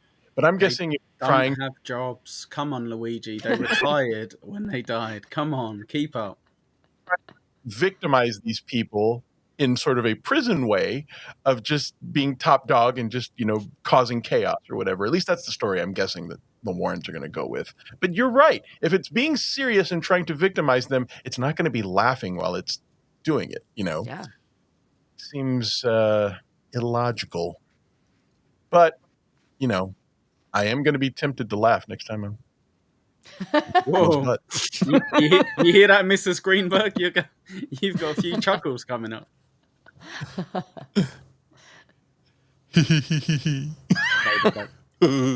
Anything I've ever been through in my life, and I wouldn't wish it on anyone. Now, because I want it all for myself. You actually saw ghosts? What did they look like to you? It took different forms. When Big I seen it, boners. I was seeing it in different shapes. The first time I seen the ghost, it appeared in cat-like eyes glowing up on the ceiling, looking down at my bed. He took like a Cosby sweater and made I seen suspenders out it of appeared it. as my little sister. It's awful. The lights were taken out of the sockets on the ceiling, and I looked over because they were flashing on and off, and there was no bulbs in there. And I looked over, and it looked like my sister, and she was laughing at it when she was flicking off the switch like that. And then I got up to go over to her, and she went running up the stairs. And I went into the living room with where my mom and cousin were, and I asked them if Jenny just came running through, and they said no, she's been in bed all night. And I said 5 minutes ago she was down in my room turning on and off the lights. And you knew that wasn't so. Did No. it have a voice? Any kind of a strange? It had several voices. Sometimes it would take on the voice of one of the children to come in.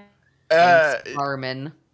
Yeah, and isn't it a little odd? And I guess the 80s were just a different time. But Sally Jesse Raphael is just aching to just say, "Did the ghost do anything to your butt?" Yeah. I think as well, Went it's to the amazing that the kid was like, so anyway, I was in my room, and I was in the living room, and my sister came down and turned lights on and off. Then I went to tell on her, and they said, she's been in bed the entire time. I'd be like, yeah, she's lying. She was just turning the lights on and off. Like, you wouldn't just be like, that must be that ghost that keeps sticking his finger up Dad's butt. Like, you'd be like, that's my sister being a little bitch. Ah, man, old Stinky Fingers is up causing lights, messing with lights again. That kid had the worst story out of all of them. His story was, yeah, ghost turned the lights on and off a few times. It's like, if you didn't have a finger up your butt, we're not interested. Fuck off. Get off the stage. You're not even on a bed. Get off. I didn't even think about that. You're right. They're talking about being raped in the ass by a ghost. And he goes, you know what the ghost did? If you think that's bad. Some lights off. If you think that's bad, I had the lights turned off on me a few times. It's like, all right. That damn ghost hid my toothbrush. I mean, come on. Did you get raped? Wait, what? Whoa. Oh my God, you're right. I didn't even think about that. That's the worst story. Get the fuck off the stage.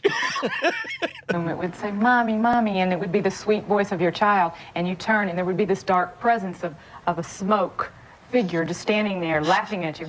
And then other times it had the deep, raspy voice where it would insult and shout profane things and insult you. It was horrible. I'm going to put my finger up your butt. I'm gonna need some examples of that. You have an ugly mullet. What kind of insulting things was it saying? When we come back, we're going to hear more about this bizarre story, and we'll hear just how desperate the Snedekers were trying to get rid of the evil Husband's spirits. tighter than you are. Oh no! What an All the insult! neighbors called the police, and no one was willing to help. But they did find a solution, and we'll find out what it was when we return. Luigi. Yeah, what's up? I must admit, I do have somewhat, when I'm watching like horror movies, I sometimes have a little bit of anxiety when I'm like, what if this happened to me? What would I do? Because I'm like fuck am I ringing the police and being like, you're right, yeah, there's a ghost, he keeps like molesting me, can you sort it out? And I definitely wouldn't go on TV and be like, you know what he did? He put 2 of them up there next time. Like, That's exactly my point. Is that like, if this was real, I mean, I'm trying to not make light of anything that's real. You know, a sexual assault victim is not, you know, trying to shout about this and gain publicity. You know, a victim does not want to sell a book about this. It's, you know, that's a terrible, horrible thing. But then here are these people just saying, ask me more questions. I want to keep talking more and more and more about this. And that's where I mean, you lose credibility when you talk about ghosts, but now you're losing credibility about being a victim to the ghosts also. You know, that's a horrible thing. People don't want to talk about that. That's awful. But now you're adding this layer of insanity and nonsense to it. And you're absolutely right. What are you going to do? You're going to call the police? Hey, I was S-worded. Oh, really? What's the suspect look like? Hey, he's a cloud of black smoke and he's in here turning lights on and off.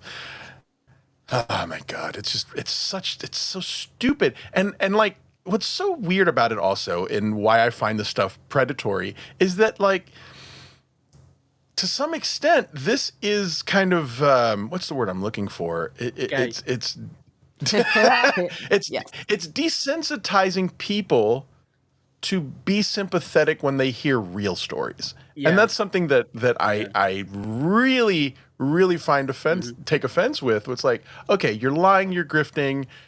I guess there's not a crime to say that this happened because there's no way for us to prove it. But don't go this route when this is a serious thing, and it's also disturbing, and it's also, there are real victims out there who don't want the spotlight like this, but you are like now making light of what might actually be real, you know? I don't know, I could talk all day about it. Sorry, go on, Cayley. No, you go ahead.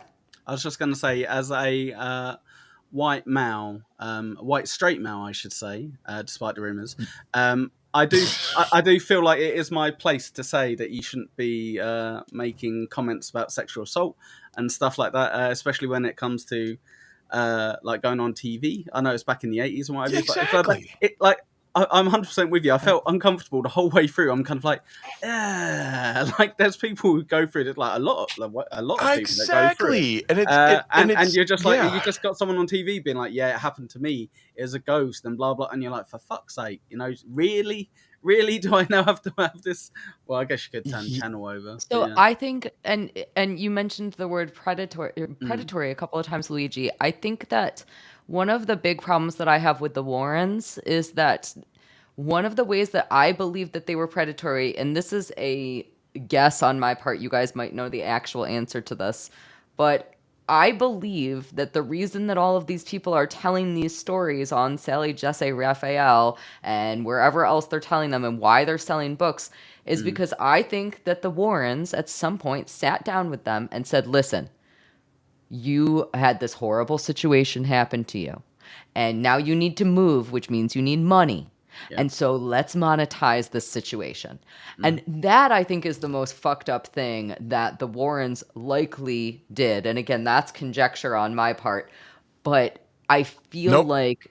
No, it's not. Okay, that's proven. Okay, so that's the place where I get really upset, because the reason that this is becoming sensationalized, which therefore makes us care less about all of the other people who are going through real awful situations, is because the Warrens are telling everybody, hey, if you do this, you will make money, and you need money right now because you need to move into a better house.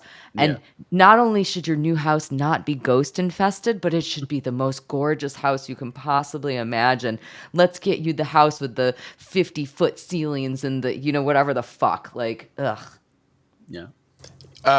Cayley, you are 100% spot on. If I could suggest a couple of episodes. Oh, yes. Hey, look at this. Chunksta gifted 5 Luigi Greenberg memberships. Thank you so much, Chunksta.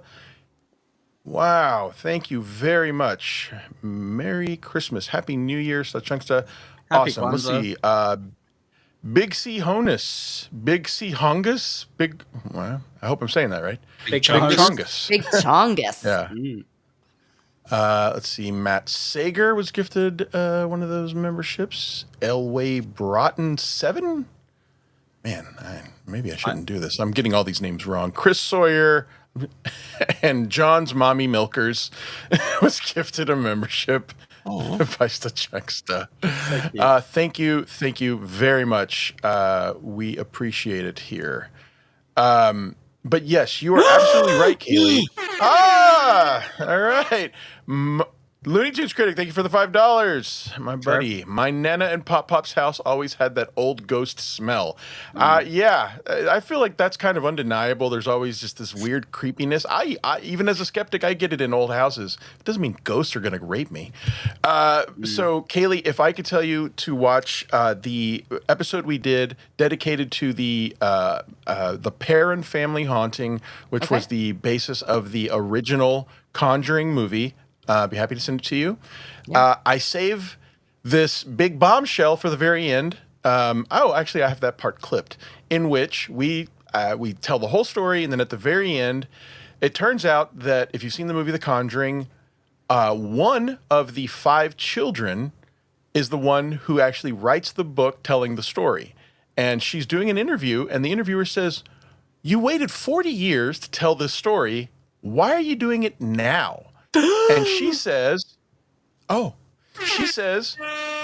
Lorraine Newman called us and said, we can make a boatload of money if we sell the story. And she's completely dishonest about it and just says it. Yeah, we're going to make money. And then also in our episode about The Devil Made Me Do It trial, Arn Johnson's family says the exact same thing. But then in that one, they actually screwed the family because insisted that they were going to get a portion of a deal, but said, hey, let our lawyers, as opposed to your lawyers, look at this contract. We have your best interest at heart. And they wound up getting $4,000 for their story when the Warrens made somewhere in the neighborhood of like $80,000 in the early 80s. 1738 Creations, thank you very much for the 2. I don't know what that little squiggly caterpillar thing is. £2 I think that's Monopoly money. I'm not sure what that is. It's worth more than all your money put together. He's a Brit. Thank you for the £2. I actually believe that is worth more than 2 of my American dollars. Yes. The ghost went on Ricky Lake to tell his story. Kind of does. Just wait. We're not even done. We're not done with the story yet. Thank you very much, 1738 Creations. Thank you, Looney Tunes Critic. Thank you, Stachunksta. Thank you, Hamhead. Thank you, everyone, for the generosity. It is very much appreciated. But yes, Cayley, you're absolutely right.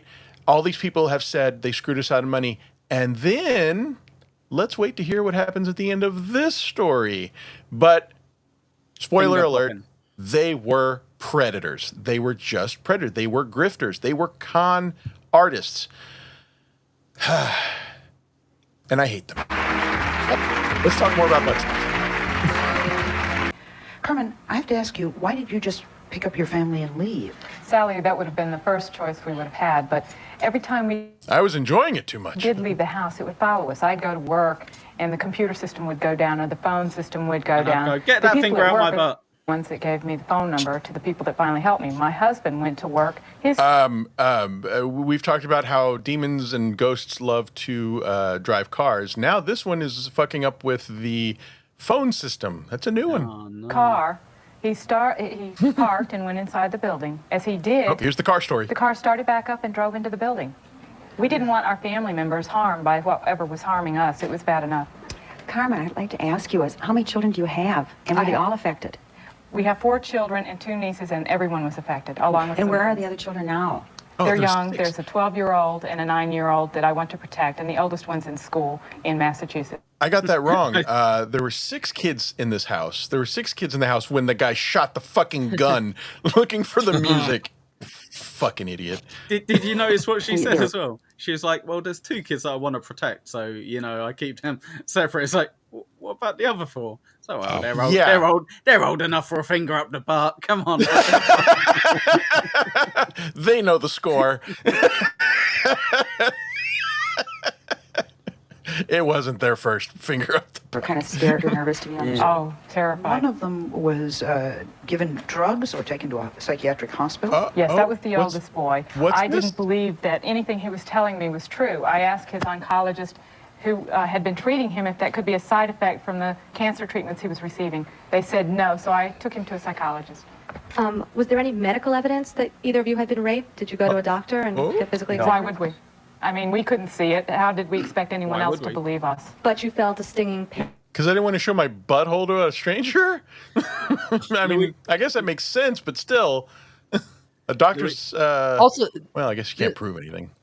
This person who's asking this question looks so angry. She looks like the demon. Yes, she does. You know what? I think she's giving a TV version of the question that she's really asking, which is, did the ghost come? Yeah. Which is what I really think she's trying to get at. Which, Luigi, I'll be honest, do we ever I want to find know. What kind of cancer the kid had? He had lymphoma. What is that? Cancer of the blood? You're supposed to say butt cancer. Never mind. Oh, sorry. Gosh. Ass cancer. Yeah, it wasn't like a normal rape, not a person-to-person type. Carmen, there was one point where you say I'm you sorry. actually One of the most I missed that. given drugs or taken to a psychiatric hospital? Yes, that was the oldest boy. I didn't believe that anything he was telling me was true. I asked his oncologist, who had been treating him, if that could be a side effect from the cancer treatments he was receiving. They said no, so I took him to a psychologist. Was there any medical evidence that either of you had been raped? Did you go to a son of a doctor and bitch. get physically Why examined? would we? I mean, we couldn't see it. How did we expect anyone else to believe us? But you felt a stinging pain? It wasn't like a normal rape, not a person-to-person type. That's a great question I asked, though. I'm a little speechless at that. It's not like a normal rape.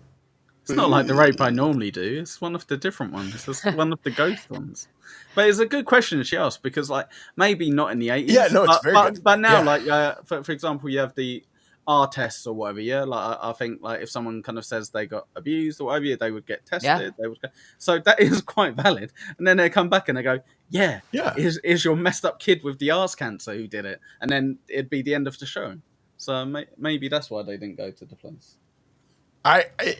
I think Cayley was right on in saying that lady was angry. She was trying to poke a hole somewhere that would like spark a conversation and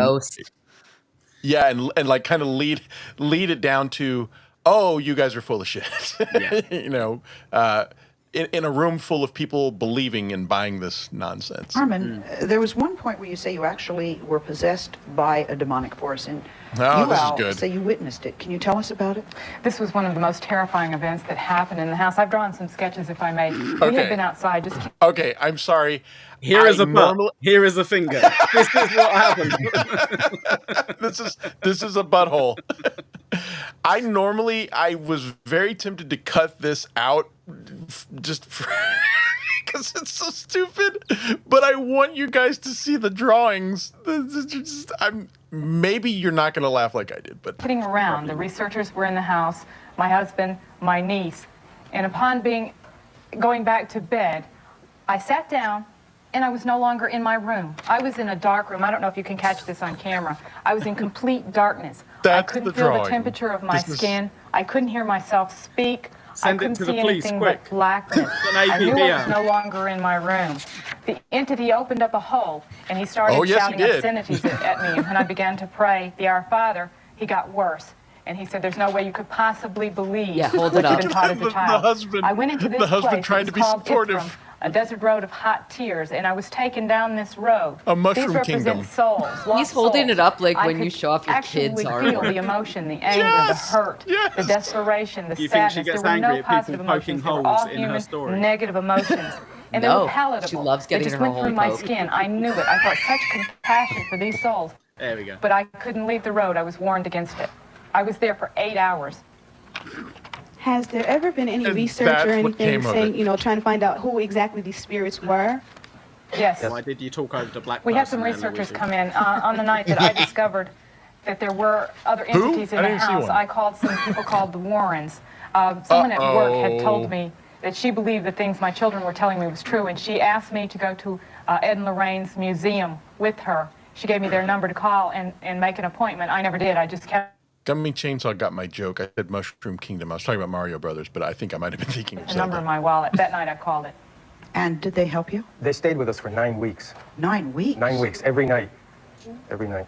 And there was also somebody else who went in and documented all this? Their researchers, they had 3 researchers that came in the house and stayed 9.5 weeks. They worked during the day. They did not accept any pay for what they did for us. And they experienced phenomena from the very first night they walked into our house. You know definitely that it is a male spirit? No, there is no gender in the spirit's world. These were... That's what I wanted to get at. Also, leading all that up to, there's no gender. We have joked about gender when it comes to ghosts. And I like Mumbling Nick's observation here. He's saying that my avatar looks like Al Snedeker, which I have to admit, it kind of does. Yes, there's no gender, but they were putting stuff in your butt, but there's no gender. Well, I mean, other things can go in buttholes. Let's list them. Let's list all of those things. Name 7. A corn, a pineapple. So far, so good. As long as it's not Luigi. Sorry, actually, clarification. A Twizzler stick. Yeah. So, yeah, this is interesting where you're right. We can all agree that several things can go in buttholes. I think we're all on the same page here. Okay, maybe we aren't all skeptics after all. Deadfall has made a very stupid comment. My money is on Mal unless there are ghost strap-ons. Deadfall, what a stupid comment, Deadfall. There you go. I said his name for you loads of time, Luigi. But they are up until now specifically saying that they were R-worded and S-worded by a demon that was behind them and laughing. And so now I feel like that is a real redirection of the story to say, it could have been a woman. I don't know. Well, yeah. You know? And here's the thing about that is let's assume that there are ghosts, right? There's not ghost strap-ons. So if a ghost was using a strap-on, I would be able to see the real life strap-on. Mm-hmm. Like, that would be ridiculous. Otherwise, yeah. That would be ridiculous if there was a ghost strap-on. That doesn't make any sense. You love me, really, Deadfall. I agree, and so yeah, for them to now say throw confusion into their story and say, no, I don't know if it was a man. I don't know. I'm not one to say that. It's okay. No, you just talked about it putting stuff in your butt, but now you're trying to say that or be respectful that you don't know its gender. Called incubus and maybe succubus, but I'll let the researchers tell you more about that later on. Later, we're going to meet the Ghostbusters who helped Carmen and her family. But next, the neighbors we found while investigating this case who say, gee, they don't believe a word of the Snedeker story. Don't go away. I edited a lot of that part out because it's just a lot of them talking over each other. Were you ever molested outside of your home? I edited. It was just a lot of them arguing and yelling over each other where you couldn't make out a lot of it. So I edited a lot of it out. But basically, their neighbors show up and just say, we don't believe you. We've never known any of this. We've seen you and your family acting happy outside of the house. And some of them even took notes, like brought notes. And we're saying, on this day, you said that this happened and that didn't happen. And it was interesting, but it was just a lot of arguing and I didn't want to just play it. Did they follow you? Like you said, that they would follow. Oh, wait, this is actually a really good question. I kept this one in for a good reason. Anyway, go ahead. What were you saying? Sorry. I was just going to say, every time they walk past them at like a family, like a local like barbecue or what have you, the wife keeps putting her finger, like trying to poke it up the neighbour's backside, and then no, there's no ghost. No, it wasn't me. It was the ghost. It was the ghost. We've got a ghost. You were molested. Now, were you ever molested outside of your home? Did they follow you? Like you said, that they would follow you if you leave. Pay attention. One night I ran down the street with Kelly, being sodomized the whole way. Oh, yes. Look at a little smile on her face as well. So you're wrong. Exactly. I said it, therefore smiling. It's true. Yeah, she's smiling at that, and like what she just said was, well, actually, I'm not sure if she's referring to herself or her niece, but she's saying that someone was running outside down the street. I think they were both getting sodomized at the same time, which is impressive. But Luigi, we see a lot of the time on these kind of clips where you're kind of like, clearly that person's like mentally ill, whatever. She seems more on the kind of scammy side than she does the mentally. I know it's a part of mental illness as well, but she seems more in on the scam. I'm sorry, you cut out for just scam of it. Got it. Okay. If you're fucking with me again, I'm gonna leave. I'm not. I just wanted that one word. Sorry, that word got cut out. But I agree with you because it seems so rehearsed. She seems way too rehearsed and defensive. Performative. She seems way too defensive as well. Yeah, for sure. You're right. You are correct. I agree with you. I shouldn't say you're correct. I should say I agree with you. You had a question. But you are correct. Hi, I was wondering what the police thought when you told them that. The policeman almost shot my bedroom door when the door began to open by itself when he was in there. And your question. Huh? It's not really an answer. They were molested in their beds. Why didn't you just leave that next morning? Hey, You what a had children great to worry about. fucking question. Anyway, not just a matter of that, but what about the fact that everywhere we went, it followed us. And the other outsiders, should we drag in our parents, our grandparents, our nieces and nephews? Luigi. We have Take larger a chance that it would families. happen to them. Yep. What I love with this as well is that nobody then says, right, so you've moved out of the house now. Is it still attacking you and following you? No, because we always have that. Every fucking story, they move out and then, oh yeah, well, we're fine now. Like, we're living a normal life for the next 30 fucking years. It only happened for these 3 months. It's no longer chasing them down the street, pumping as they run. Yeah. Why is it not assaulting them now? Why are they not like sitting up funny on their chairs because they got...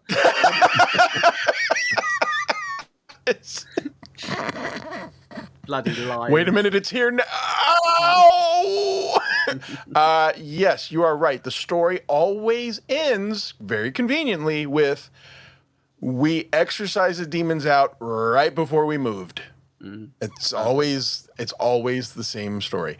Okay, so now as this interview goes on, we are going to get the Warrens on here in just a second, but then we bring out a true hero to the skeptic community in just a minute. So let's keep this going. This time I of really year, want to we get hear to a him. lot of tall tales about ghosts, goblins, things that go bump in the night. So far today, we've heard some pretty horrifying ghost stories that our guests claim are no tall tales. They're true. Carmen says as soon as she and her family moved into their new house, which used to be a funeral parlor, strange things began to happen. So far, we've heard about the music in the middle of the night, the voices out of nowhere, and some pretty serious accusations, including rape and sodomy by an evil spirit, whatever it is. While we were investigating this story, we came across some people who live in the I've got the Ghostbusters Snedeker's tune old stuck in neighborhood. my head. And they say they have some serious doubts about the Snedeker's story. In fact, they say the Snedekers are making the whole thing up. Meet Richard, Yvonne, and Jim. Richard, why don't you believe the Snedeker story? Well, I think the most obvious reason for me was the inconsistencies in it. We were moving into the Southington area from another town, found the apartment. We liked the apartment. I mentioned it to some coworkers who work in that town and live in that town. And I was excited about the butt stuff. Story came out with them. Now, you moved into their apartment after they left? Correct, the same one they were living in. Oh, okay. Walked around pantsless. Supposedly happening. Just waiting. I think Bent I over researched it with frequently. My wife, we talked to people. As a matter of fact, a close relative of yours told me that there was nothing to it, that you were making it up. I kept pointing my fingers saying, here, Because I here. have very few relatives in the area, and I had a relative of mine contact me saying that people that were living in there wanted an exorcism. When was this? This was a year ago. I was living now, let me ask you, on the dining room floor, do you see two... And it's funny that you actually just mentioned this right before the height of it, where you're saying how defensive she is. Mm-hmm. Yeah, exactly. Nice bit of silence. You're going to see like the tempers flare when someone, when someone says, "I don't believe you," as opposed to what I think is a perfectly rational reaction of, "You don't have to believe me," just someone saying, "All right, well, you weren't there," Instead, I it's think. Go on. Stuttering John-esque retaliation. Anyway, go ahead. Sorry. I was going to say, I think Star Chunkster has accidentally discovered how this story ends. He says, "Wife sages everything." So if they end it by saying, we had to put these sages right up our asses, and the ghost just left us alone, I think even I would go, fair enough. I go, fair enough. We'll leave it at that. We'll call it a draw. That's fine. You go off the show. I won't mention it ever again. That's fine. We had to light them on fire first, which was a little bit of a difficult task. It was a stinging penetration, but we were used to it by now. But it was quite relaxing. 5 toes and a heel and an imprint in red, because it was there and did not leave. Floor. Yes. No. Is it hardwood? It's hardwood floor. There was no impression. There was I've been when I through every left. part of the house. There have been Is the body lift still there? The body lift is out now. It was there. It was there when I moved in. It did nothing. And it's interesting now that they're bringing up new things that they didn't say as part of their original story. Oh, there's imprints of demon footprints in the hardwood floor. Call me crazy, but if I saw that, I would call a lot of different people, all kinds of scientists, to preserve that. And this guy's like, that wasn't there. I didn't see anything like that. I love the calm skeptic. I love the calm skeptic. No, you're lying. just leaving it at that. I'm totally cool with that. I have small children myself. As a matter of fact, I have a 7-year-old, a 6-year-old, and I have seen nothing that. Richard, that I you're saying. really don't want any harm to come to you, but we did have an exercise. My question, I don't think I'm lucky though. I will shove this ghost finger so far up your ass if you don't stop saying I'm lying. I don't want any harm to come to you. Is that a threat? The ghost followed you down the street. You were so concerned that the ghost was going to harm your relatives, your I friends. hope you get a finger in And your the ass. house wasn't haunted. The I'm ghost was imagining you. her breaking Because into the I apartment had and nothing. fingering his butthole now. 100%. Going boo. That's going on the OnlyFans. I had not heard anything that would suggest that house was haunted whatsoever. Let me talk to you. Sally, can I just say one thing? Obviously, the exorcism worked then. You're very lucky. There was no exorcism. I don't think there was a... How convenient. How convenient. Oh, our work that we invested into getting rid of the demons worked. You're welcome, sir. Dig down 12 inches behind every corner of the house. 12 inches. That's nice. 12 inches. Jesus. 12 inches, there is an exorcism medal. And there are also other things that you can find there. There's all kinds of Can't think of them at the I moment. cannot give you I talked no Catholic priest within like 100 miles of this place has ever set foot in your house since the last funeral was performed by the previous owners. You people say you didn't know that it was a funeral home. The picture that was supplied by whoever that was taken last year, the sign that says funeral home, is still on the front of the house. If they show the picture, covered up. Cover up. They were by signs on the remodeling. front They door. were They got remodeling the pictures. bottom floor. They got pictures of you. Okay, so just in case we're not following along, this family who now lives in the house says there was a sign outside that said funeral home. How can you say you didn't know? And their response to that is that it was covered. Covered with ghost semen. In the newspaper, which they also showed, right next to you, right behind you. Right there. If you look right behind you on the It's picture. covered it up says with funeral home. plywood. It's It's covered It was up. not No, covered it up. was not. It was not covered up. It's on its whole You did not live there when I did. I feel like if I was the moderator, I would also say, what does it matter who knew what? Can we stick to the fingers in the butt? Yeah. Hey, that's a song. That rhymed. I did not know. I I've been there believe 3 the story years, lady. I have other because none of witnesses this that did say was you not covered. Why That's did where nothing was ever said. Nothing was ever said until you got behind in your rent, and that's when it started. Shut the fuck You up. know what? No, I'm Did you hear sorry. that? Luigi. Okay, that is important. Yes, the rent. She says It's this a pain story in my ass didn't having to pay start. this one. This is what my landlord is doing to me. She says this story didn't start until you got behind on the rent. I'm very happy you caught on to that, and remember that for later. I'm not going to remember that for later, Luigi. I will remind you. I'm gonna love you and leave you, my friend. I've got an early start tomorrow. I've got family, so I'm gonna leave you guys. If that's all good with you, pal. Sorry. Disappoint me. Sorry. No.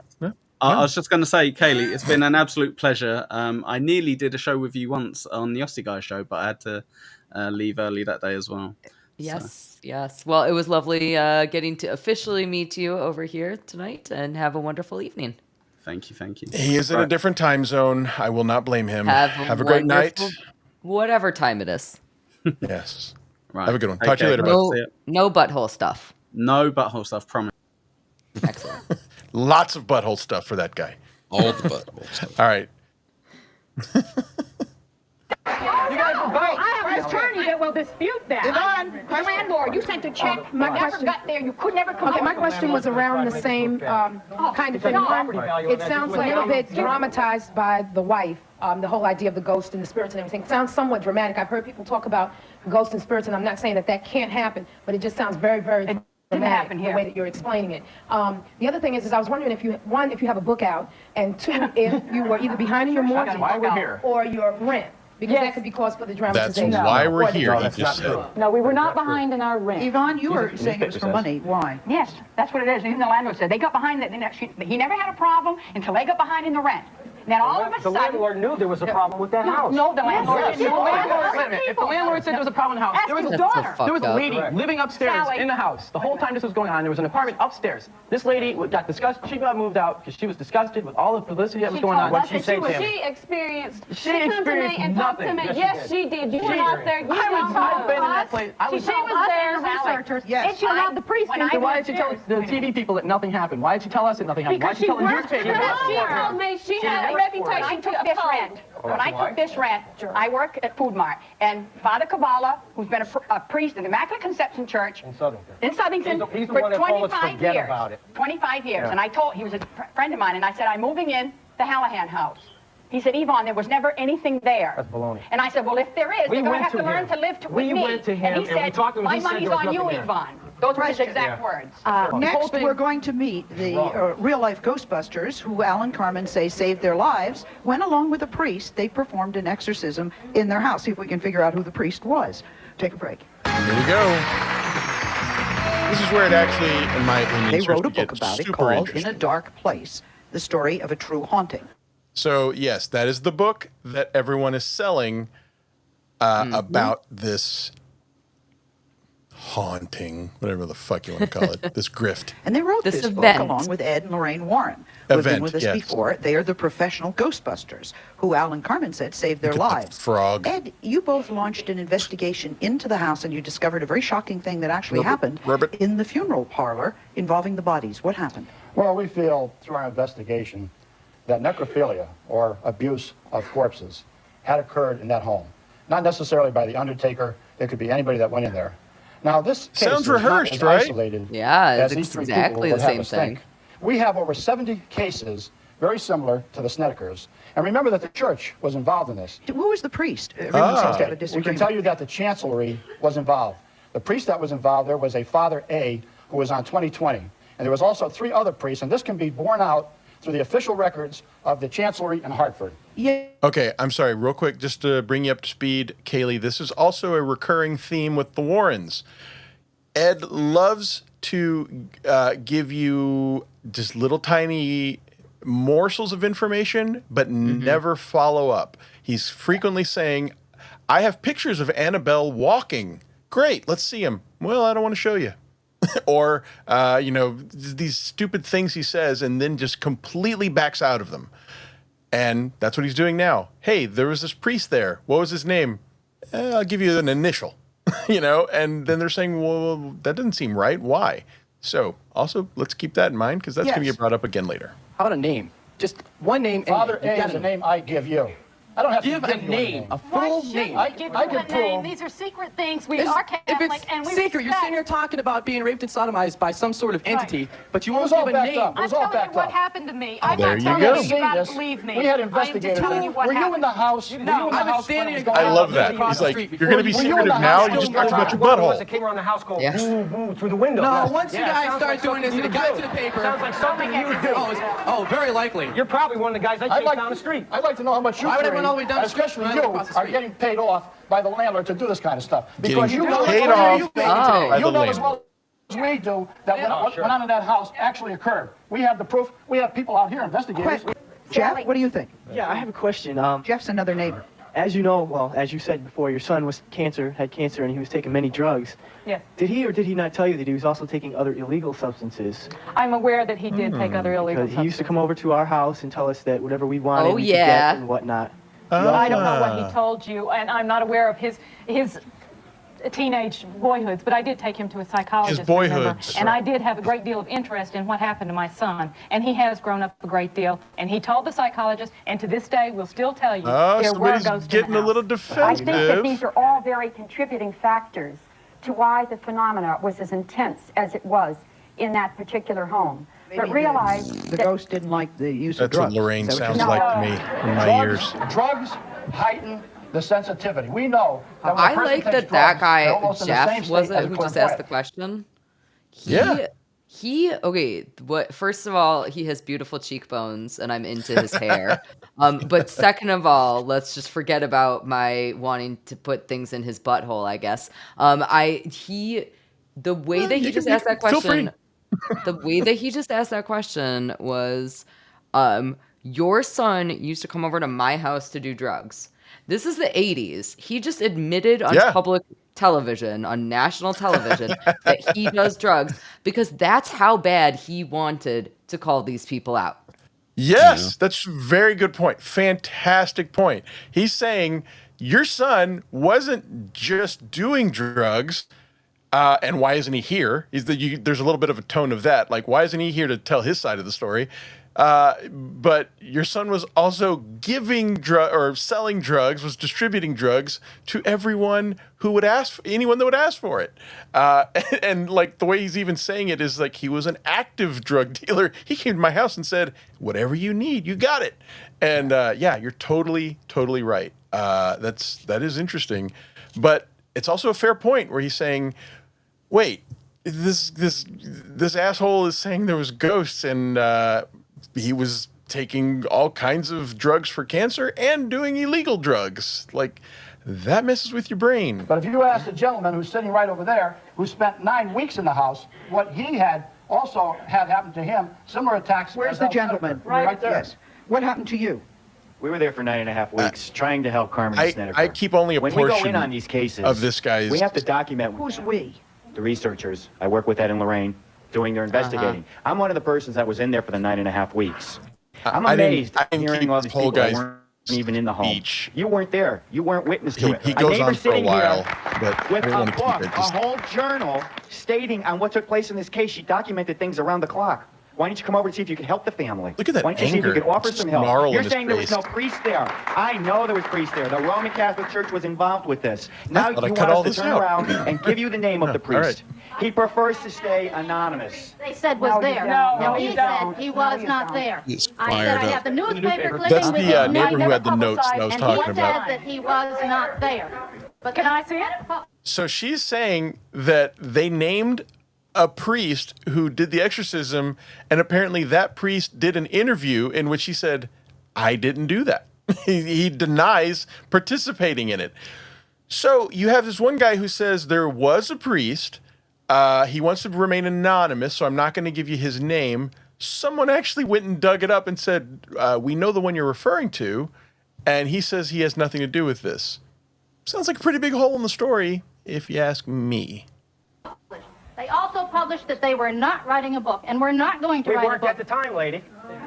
We were sure did. We insisted that it would be good for them to write a book because people like these out here would know that there is.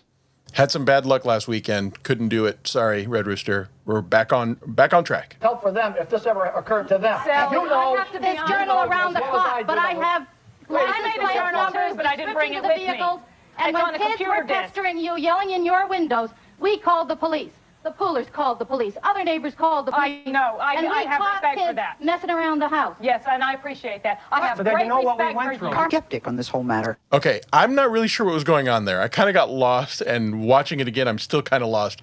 But the neighbors were saying that the Snedekers were doing something disturbing the peace that they felt the need to call the police, and she doesn't deny it. She's just like, yeah, okay, yeah, you called the police, I get it. Which and like she it's was just running down the street getting her butthole pumped.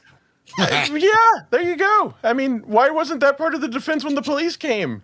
Officer, once you hear my side of the story, you're going to understand. This was completely justified.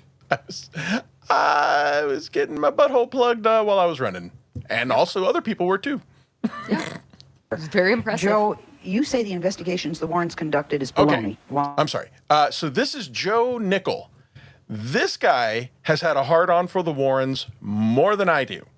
This guy actually works with His Holiness, Mr. Randy, for a skeptical organization, and also works for a specific division of that organization, which is the Center for Skeptical Inquiry, which has its own acronym COP, which is the Claims of the Paranormal Division of the Center for Skeptical Inquiry. This man is just simply an icon for skeptics. Also, an amateur magician, which most of us who are skeptics understand magic and the role it plays in con artistry. So this guy comes on and faces the Warrens face to face, and it's beautiful. Why? Well, I've investigated haunted houses for some 20 years and a professional Is there such a psychologist. Pardon? Is there such a thing? I've not met a house that I thought was haunted. I think the Warrens have never met a house that they didn't think was haunted. I think that you are mistaken. I was know on the that show we last had- man once before. Wait a It's my minute. turn. You made a statement. I've heard that you were a You have a loudmouth, you statement. shouted people down. Just give me my chance No, to I talk. don't give you a chance. You did that to me last show we say were a bunch on. of lies. Joe, We I'll have give the you your evidence, we have the chance. proof. You're a loudmouth, Warren. No, we you're all a we all loudmouth. know it, but if you'll just let me finish. When you're concerned, I'm a loudmouth. This is a guy trying to defend his credibility, and I'm talking about Ed Warren. How good of a job is he doing? Not great. Yeah. Try to show a little Joe, class. I You're don't on have a national lot of TV. time. No, I'm not going to Just- give class to somebody who's Ed, sitting here. let You'll Joe, have nothing but lying. Ed, let Joe just explain careful who you point call by a point. liar. Well, what Go do you do ahead. about it? Now it's Guys, turning into Joe, threats. Point by point. Yes, one thing that How much does Ed Warren act like John? the houses that sincere people report that they think are haunted usually follow certain patterns. This is a hodgepodge of the sort of ghost tale, poltergeist, part demon, part you this, there? part that. Were you there? We saw a similar pattern with the Amityville Horror, a case that the Warrens thought was genuine. We didn't It think turned we know. out to be a blatant Nobody hoax ever proved that. concocted over Nobody several ever bottles proved of it. wine. Can The you prove evidence, it? yes, I No, can you prove can't. it. Yes, You I cannot can. prove It's Cayley, we did 9 hours covering the Amityville hoax because it is one of the most complicated, fascinating stories, and it was like a Game of Thrones of con art. Yeah. artists, in which 6 different con artists were all competing. And I don't know if you had a chance to check that out, but and there was a vampire hunter. Yeah. Yeah, I listened to, I think it was like your first and second episode. I listened to like a little bit of what you guys did on it. And that story is so interesting. And I got to sit down and check out the rest of what you guys did because, oh my God, just insane. Bonkers. It gets crazy. And I mean, it's unbelievable. And honestly, I had to cut stuff out for the sake of time. I could have done a 5th episode, but I just realized the audience was getting tired of it. There is so much to it.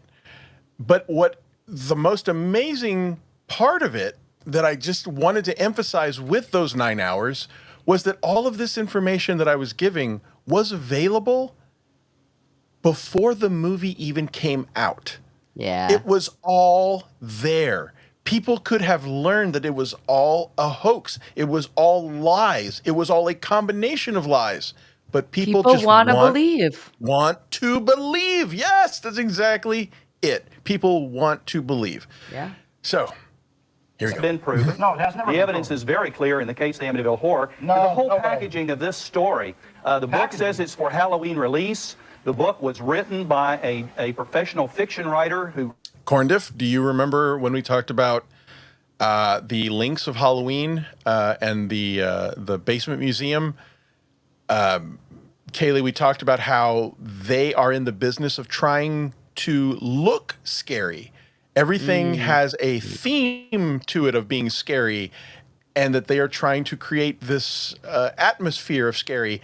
And they completely give into doing things around Halloween. And in my opinion, that completely discredits all of their claims that this stuff is real. Writes horror stories. Joe, This whole packaging is a crock. Joe, does the church admit to exorcism? According to a newspaper article that I have, the Bridgeport newspaper, the diocese refuses to confirm that they had any exorcism there. Sadly. If there was Sally, an I have a exorcism, tape of I an don't understand exorcism why from a there is priest. any reason why they can't come out and say so. We've I had don't understand priests the on need the for show when secrecy. we've talked about exorcism. If I Take a can break. prove that there was an exorcism. So Sally just steps in and is like, all right, I'm done with this. Everybody shut up. But look, Ed is still mouthing off. That this family, in their hearts and in their minds, believe that this happened has to be overwhelming, and my heart goes out to you, whether it happened or not. Thank you. I feel like keeping that in. Yes. Well, I really feel like the only thing missing from your description of your first trip into the house is a corpse. I mean, blood on the walls and wax and makeup. And you also sound like you're reading a script. I'm not saying spirits and ghosts don't exist, but you sound so rehearsed. Oh, I'm sorry that you feel that way. Yeah, I was wondering, you've been talking... What's funny is I totally would have bought that chick for being a believer.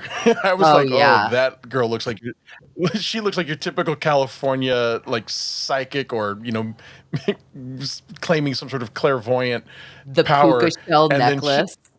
Yes, and then she's like, "You sound rehearsed. You guys sound like you're full of shit." I'm like, "Oh, hey, can't judge a book by its cover." Two different kinds of ghosts coming in. Are they either male or female, or is it always a male? Back that's to in this your home? question. No, ghosts have no gender, I don't think. I'm not sure, but I don't believe they have a gender. Yes. I would like to What know did they put in your butt? You brought this house by a real estate agent, and if this real estate agent ever told you anything... It was rented, and no, they did not tell us anything. Question. Yes, I'd like to know if y'all still being haunted by these ghosts. No, we're not. Here we go. The exorcism apparently worked. Our audience does not believe, thanks to my guests, and whatever you believe All right, about folks, this we story, are the coming book is towards worth picking up. It's called the home In the stretch Dark of this. Place, I know the it's Story a of lot. True Haunting. Thank you. So I wanted to keep that in there, that we were reminded of the book. Now, what we're going to see now is two short videos. I swear, we're almost done. 2 short videos. One is by a channel called The Paranormal Scholar. She does, I think you can call them balanced videos on hauntings, where she seems to be a believer, but she also acknowledges the skeptic's viewpoint on a lot of things. And this is her describing the aftermath of this appearance, and also maybe some skeptical arguments that could be made for the Snedeker's experience. I promise we're almost done. That's what you say during anal, not laughing. You say, I promise we're almost done. For many at the time, the truth was obvious. The Snedekers had invented the whole story.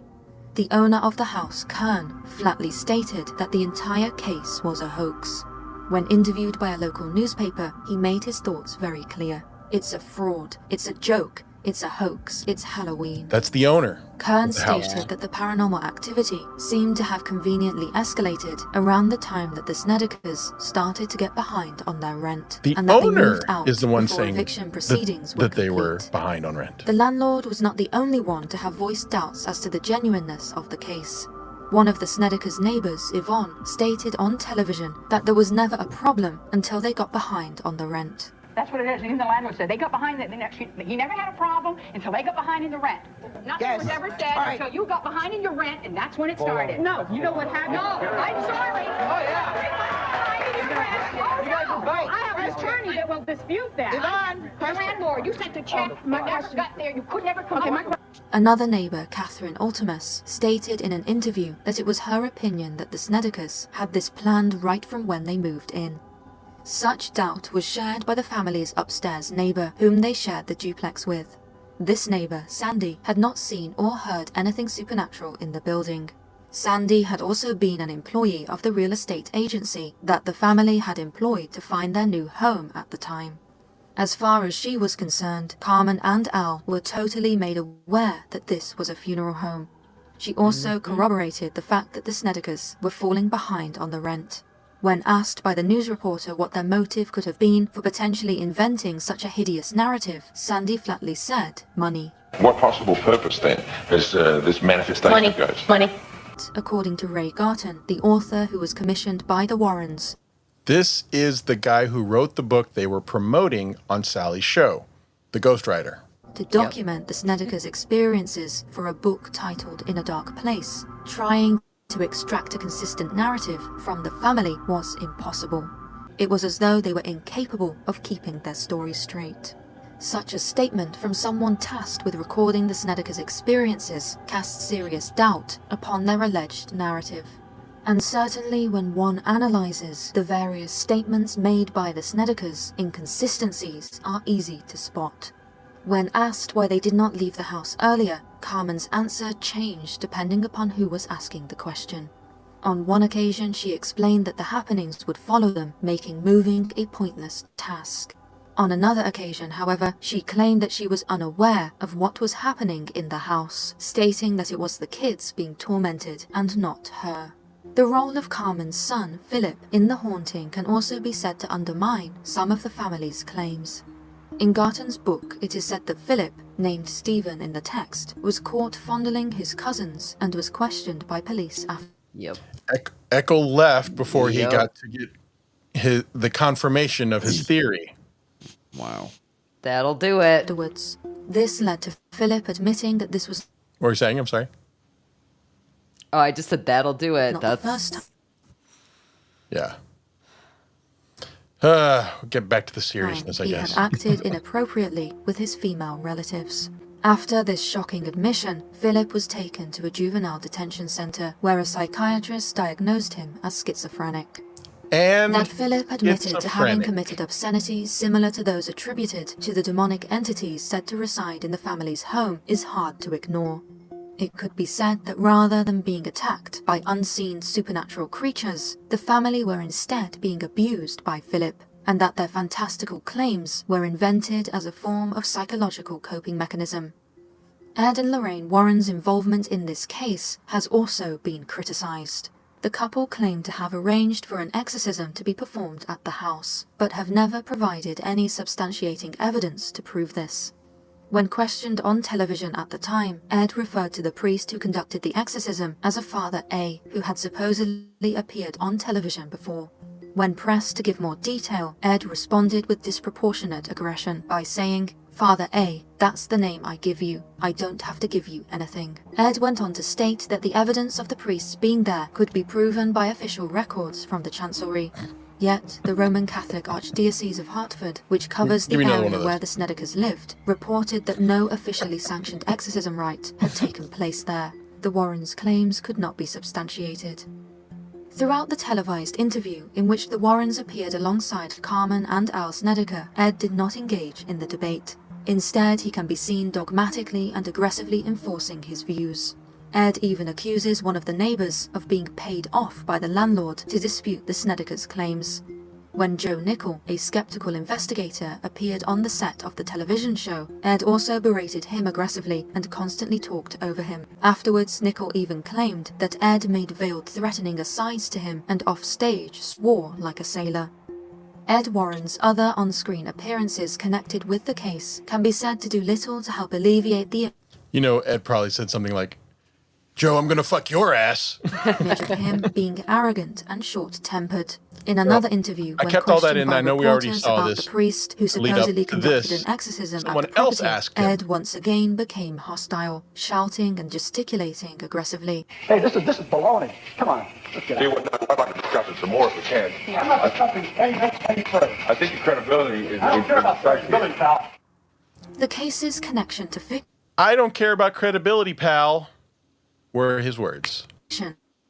can also arguably be seen in its similarity to the popular 1982 horror movie The Entity. In Now, this what's film, this? the female protagonist is repeatedly assaulted by an invisible supernatural entity. In an interview, one of the nieces, called Tammy by the interviewer, draws parallels between the movie and what she experienced. So, in an interview, she is saying it's like this movie that had come out just a couple of years before. According to the reporter, the character in the film is attacked almost identically to the description by Carmen of her own experiences. Both Carmen and her niece are described as having affection for the entity film in the interview. They were both fans of the movie about a woman getting R-worded by a ghost. But did she get S-worded? Yes. I forgot about the S-wording. Did any men get S-worded in that movie? I don't know. I haven't seen the movie. No, I have a reason to. Butt stuff. That this affection transformed into inspiration for an entity of their own creation. Whatever the truth regarding the Snedekers' alleged haunting, no one has reported any paranormal activity in the house since. No. Oh, wait, here we go. Red Rooster, I guess you're a little late. We talked about R-worded, which we all know what that means. But we weren't sure exactly what the YouTube terms of service restrictions were on stuff in the butt. So we just called it S-worded. I'm trying to think if there's a better word. I don't know. Nope, it's Let's just stick with S-worded. S-worded. I'm calling it S-worded from now on in every situation. Even when it's consensual, I'm going to call it S-worded. Hey, baby, I was thinking about having some S-word. Yeah. A little bit of that S-word. It's my birthday. I don't get any S-word.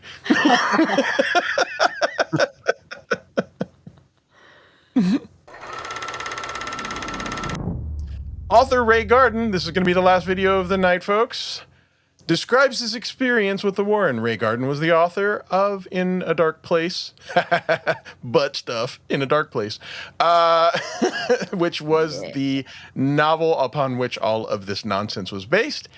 And he tells a little bit about what it's like having to deal with grifters in a dark place. Joe Nickell reported that the Snedeker's landlady found the hauntings ridiculous. She further claimed that nobody has experienced anything unusual on the property, and skeptic. It's an S word. That the Snedekers lived in the house for more than 2 years before they left. She goes on to say that the Warrens had conducted a seminar as well as charged the public, essentially insinuating that they had earned money off the case. It's also important to note that the hauntings that mostly occurred around Philip never had an exorcism or nothing of this sort, and yet the hauntings on the property continue. Ray Garden, writer of In a Dark Place, The True Story of a Haunting, who documented the Snedeker case, has a lot to say in a web post he wrote in 1999 about the Warrens. Garton says, "I never saw the inside of the house myself, but the family involved, which was going through some serious problems like alcoholism and drug addiction, could not keep their story straight. And I became very frustrated. It's hard writing a nonfiction book when all the people involved are telling you different stories. So I went to Ed Warren and told him my problem. He told me not to worry, that the family was crazy. I was shocked. He said, all the people who come to us are crazy. You think sane people would come to us? Just make it up and make it scary. Told me the exact same story, but they've done so quietly. They don't want to make any waves with publishers. Furthermore, Ray states, from my time spent with the Warrens, I learned from Ed that their job is not really to investigate so much as it is to take the stories told by these families, most of whom are dealing with real problems like alcoholism, drug addiction, mental illness, and or domestic abuse. How logical. Problems that are buried by their supernatural fantasies, and arrange them into a sellable package that will make a good book, and hopefully a movie. Not only are the Warrens frauds, not only do they give a bad name to people who are seriously investigating paranormal phenomena, I think they are evil because of the way they exploit families already deep in despair. Garton speculated that Ed and Lorraine switched to demons right after The Exorcist became popular, first as a novel and then as a movie. Ed and Lorraine stopped encountering ghosts and began to uncover demon infestations. It seems that wherever they went, people were being sexually molested by demons. Everywhere! It's a pandemic! An epidemic of being escorted by demons. Folks, there you have it. Thank you very much for sticking with us all the way through. I pray that none of you are escorted by demons or spirits. And if you still believe that these people were affected by ghosts, you should have your head fucking examined. Thank you. Thank you. A big, enormous thank you to our special guest, Miss Cayley, Miss Lucy Tightbox. She has been wonderful. She has, this was a perfect story to get her input on. You did fantastic. Thank you for being here. We appreciate it. And please, please, please plug anything you like. Well, thank you so much for having me. This was a super blast. I don't usually get to talk about stuff like this, and it was just awesome, and you guys were awesome to work with. So thank you, first of all. Thank you. Thank you. You can check out my stuff if you're interested in movie reviews. I have never reviewed The Entity, but perhaps I'll have to kind of snag you guys over to my channel, and maybe we can do a little movie review of that. You can find me on YouTube. Yes. Yeah, we should do that. Honored. So YouTube, it's Once Over with Cayley, Cayley, for different movie reviews. You can also find me on Who Are These Podcasts. I sometimes am a guest host over there. In addition to that, I'm very excited that I will be at Hackamania this year. Back to the Hack, May 9th through the 11th. It is going to be a super, super duper blast. That's in Vegas. And if you use my promo code Cayley, Cayley, you can get 10% off your tickets. And I would love to meet everybody there and hang with everybody. It was so much fun last year, so I can't wait to be back for that. I am planning on going this year. Yay! You better use promo code Cayley. We won't even be friends anymore if you don't. Thank you. Absolutely will. I was planning on going last year, had some family issues come up, and I couldn't do it. And I insisted and told my wife, I'm going this year. And she said, you should. So, barring any big deals, hopefully I will be there. Thank you again, Cayley. It has been fantastic. Yes, I would be honored to be on your show to review any sort of horror movie. I love you. I love your show. I definitely love your insights on the more complicated stuff that I think just doesn't get a lot of attention. We talked once about Cronenberg, and I loved the female take on it, which is something I just never even considered. But anyway, everybody, please go check out Cayley's YouTube channel. Please check her out on Twitter as well, or X, I'm sorry, I always call it Twitter. Let's see here, Corndiff. That's me. What would you like to play? Oh, wait, you know what? Actually, I didn't ask you. Damn it. Can you pull up a quote real quick? I've got one. And fantastic. All right. Let me also plug let me plug Ekul's stuff. He actually left me a video. to plug his stuff before we go. So just real quick, here we go. Hello. It's me, Ekul Pineapple. What's your handle? What's your name? On XFM, we're raising the game. Yes, we put U's in words too unnecessarily as well. Chip, chip.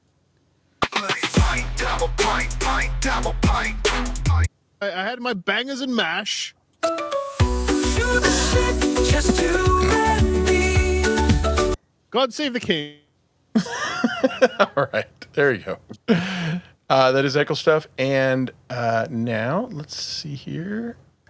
Corndiff, if you would please plug whatever you like, and then leave us with our inspirational quote of the evening. YouTube at Corndiff and